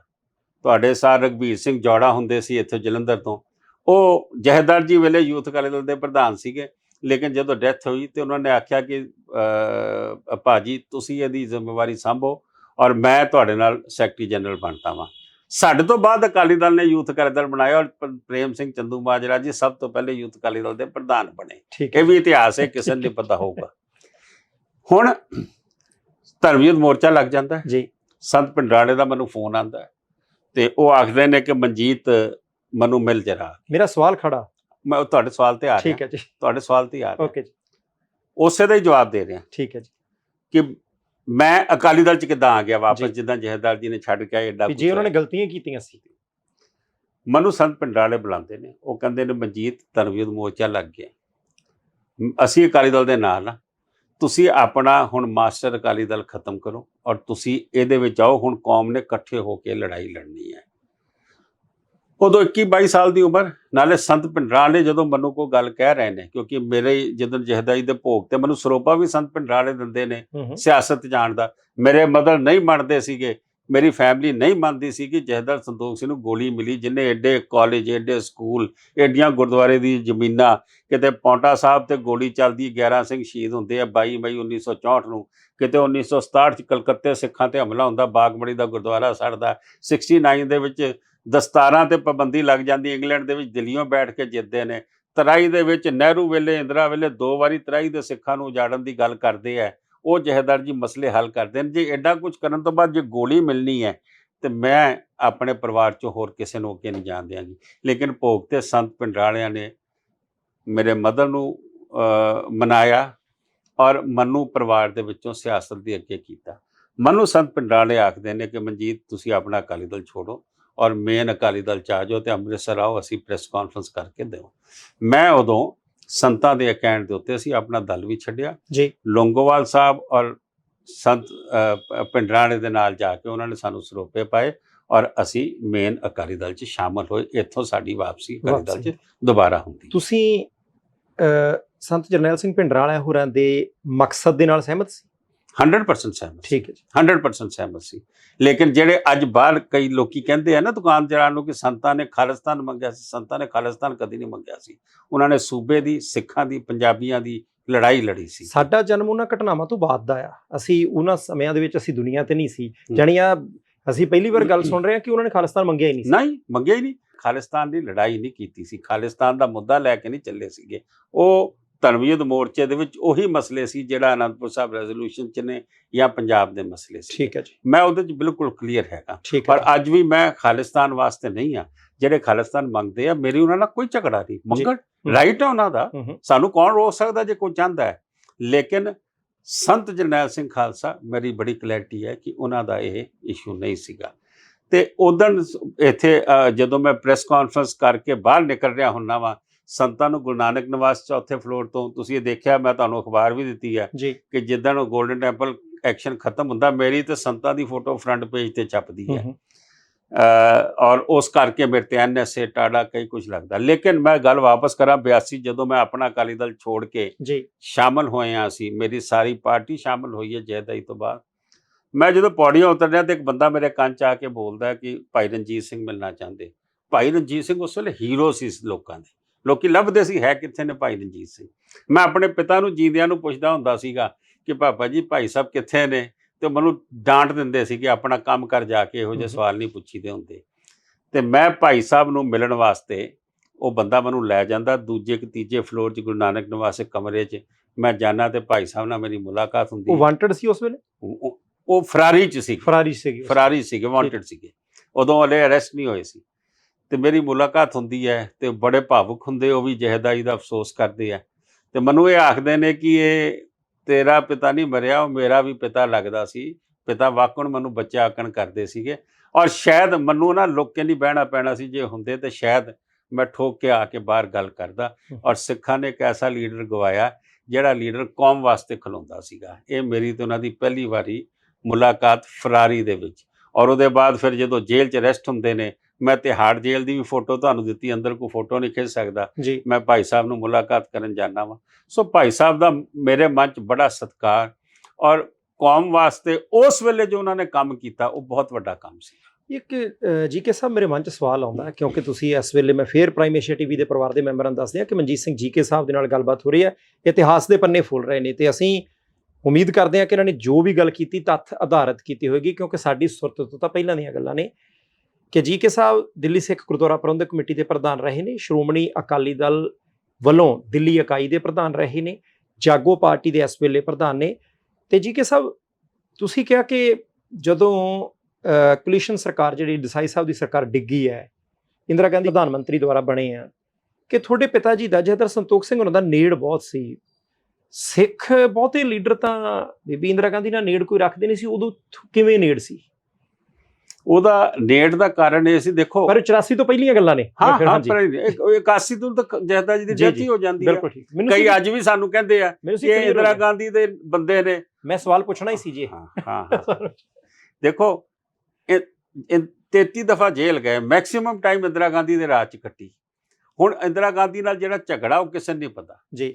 1969 ਸਰੋਵਰ ਵਾਲੀ ਥਾਂ ਬੰਗਲਾ ਸਾਹਿਬ ਦੇ ਨਾਲ ਉਹ ਧਰਿੰਦਰਾ ਬ੍ਰਹਮਚਾਰੀ ਯੋਗ ਆਸ਼ਰਮ ਨੂੰ ਦੇ ਦਿੰਦੀ। ਉਹਨਾਂ ਦਾ ਦੋਸਤੀ ਸੀਗੀ, ਉਹ ਯੋਗਾ ਸਿੱਖਦੀ ਸੀ ਇੰਦਰਾ ਗਾਂਧੀ। ਪ੍ਰਧਾਨ ਮੰਤਰੀ ਦੇ ਦਿੰਦੀ ਹੈ, ਪ੍ਰਧਾਨ ਮੰਤਰੀ ਰਜਿਸਟਰੀ ਕਰਾ ਦਿੰਦੀ ਹੈ ਸਰਕਾਰ ਉਹਦੇ ਨਾਂ ਤੇ, ਉਹਦੇ ਟਰਸਟ ਦੇ ਨਾਂ ਤੇ। ਠੀਕ ਹੈ। ਤਾਰਾਂ ਲੱਗ ਜਾਂਦੀਆਂ ਨੇ, ਕਮਰਾ ਬਣਦਾ ਪਿਆ, ਜੈਦਾਰ ਜੀ ਕੁੱਟ-ਕੁੱਟ ਕੇ ਤਾਰਾਂ ਪੱਟ ਕੇ ਭਜਾ ਦਿੰਦੇ ਨੇ, ਕਮਰਾ ਤੋੜ ਦਿੰਦੇ ਨੇ ਔਰ ਉਹ ਜਗ੍ਹਾ ਕਬਜ਼ਾ ਕਰ ਲੈਂਦੇ ਨੇ। ਵਾਈ.ਬੀ. ਚੌਹਾਨ ਹੋਮ ਮਿਨਿਸਟਰ ਹੁੰਦੇ ਨੇ, डॉक्टर आदित्यनाथ चार लेफ्टिनेंट गवर्नर दिल्ली होंगे ने। इंदिरा गांधी कहती गोली चलाओ या सरदारों से जगह खाली कराओ।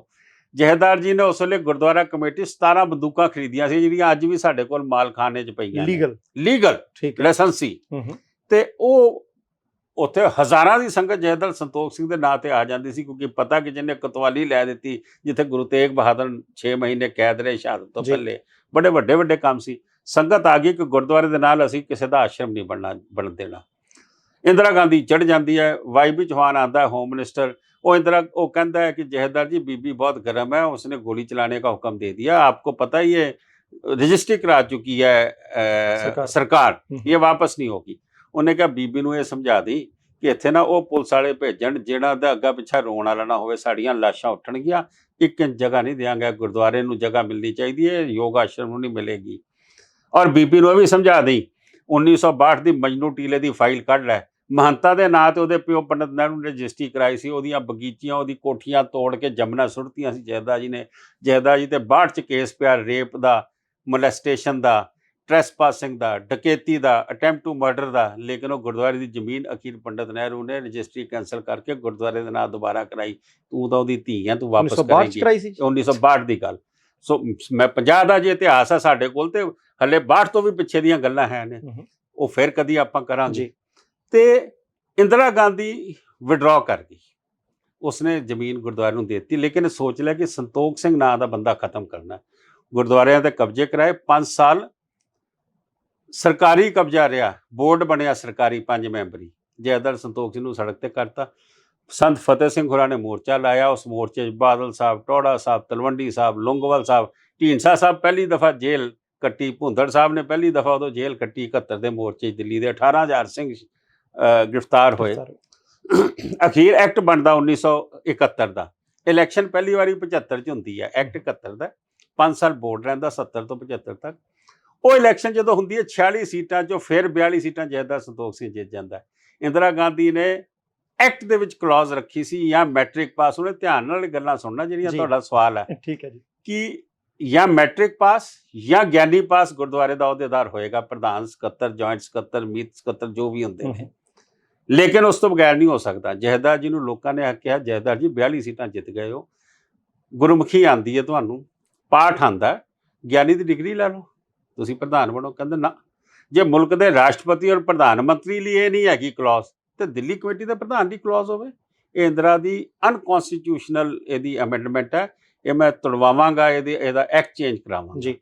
हुण तुसीं ये सोचो जहेदार संतोख सिंह किड्डा ताकतवर है। एक बार इंदिरा गांधी उहनूं खत्म करने वास्ते एक्ट च तरमीम करती है, एक्ट च क्लॉज पाती है कि यह बंदा नहीं रुकना जाना चाहिए, क्योंकि ना इहदे कोल ज्ञानी की डिग्री है ना मैट्रिक की डिग्री है, एलिजिबल ही नहीं होएगा। एलिजिबल हुण 1980 च, हुण 1980 च इंदिरा क्यों चेंज हो जाती, क्योंकि 75 च जिहड़ी मैं तुहानूं सारी गल दसी है, इंदिरा गांधी का जहेदार जी साथ दिंदे ने। 77 च इंदिरा भी हारदी है, संजय भी हारदी, जनता राज आ जाता है।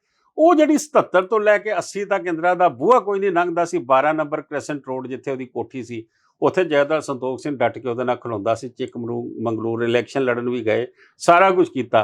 ਇੰਦਰਾ ਉਸ ਗੱਲ ਨੂੰ ਭੁੱਲ ਨਹੀਂ ਸਕਦੀ ਸੀ। ਉਹੀ ਇੰਦਰਾ ਗਾਂਧੀ ਜਿਹੜੀ 1971 ਚ ਐਕਟ ਬਣਾਉਂਦੀ ਕਿ ਸੰਤੋਖ ਸਿੰਘ ਨਹੀਂ ਬਣਨਾ ਚਾਹੀਦਾ, 1980 ਦੇ ਵਿੱਚ ਸਰਕਾਰ ਚਾਹੁੰਦੇ पहली अमेंडमेंट कर दी है कि गुरुद्वारा कमेटी के प्रधान और अहदेदार के लिए ये क्लॉज नहीं होनी चाहिए कि मैट्रिक पास हो या ज्ञानी पास हो। और जहदार संतोख ਸਿੰਘ 80 ਚ ਪ੍ਰਧਾਨ ਫੇਰ ਬਣਦੇ ਹੈ। ਐਮਰਜੈਂਸੀ ਦੇ ਲਈ ਜਹਦਰ ਸੰਤੋਖ ਸਿੰਘ ਹੋਰਾਂ ਦੀ ਰਣਨੀਤੀ ਕੀ ਸੀ? ਉਹ ਵਿਰੋਧ ਕਰਦੇ ਸੀ ਕਿ ਐਮਰਜੈਂਸੀ ਦੇ ਹੱਕ 'ਚ ਸਨ?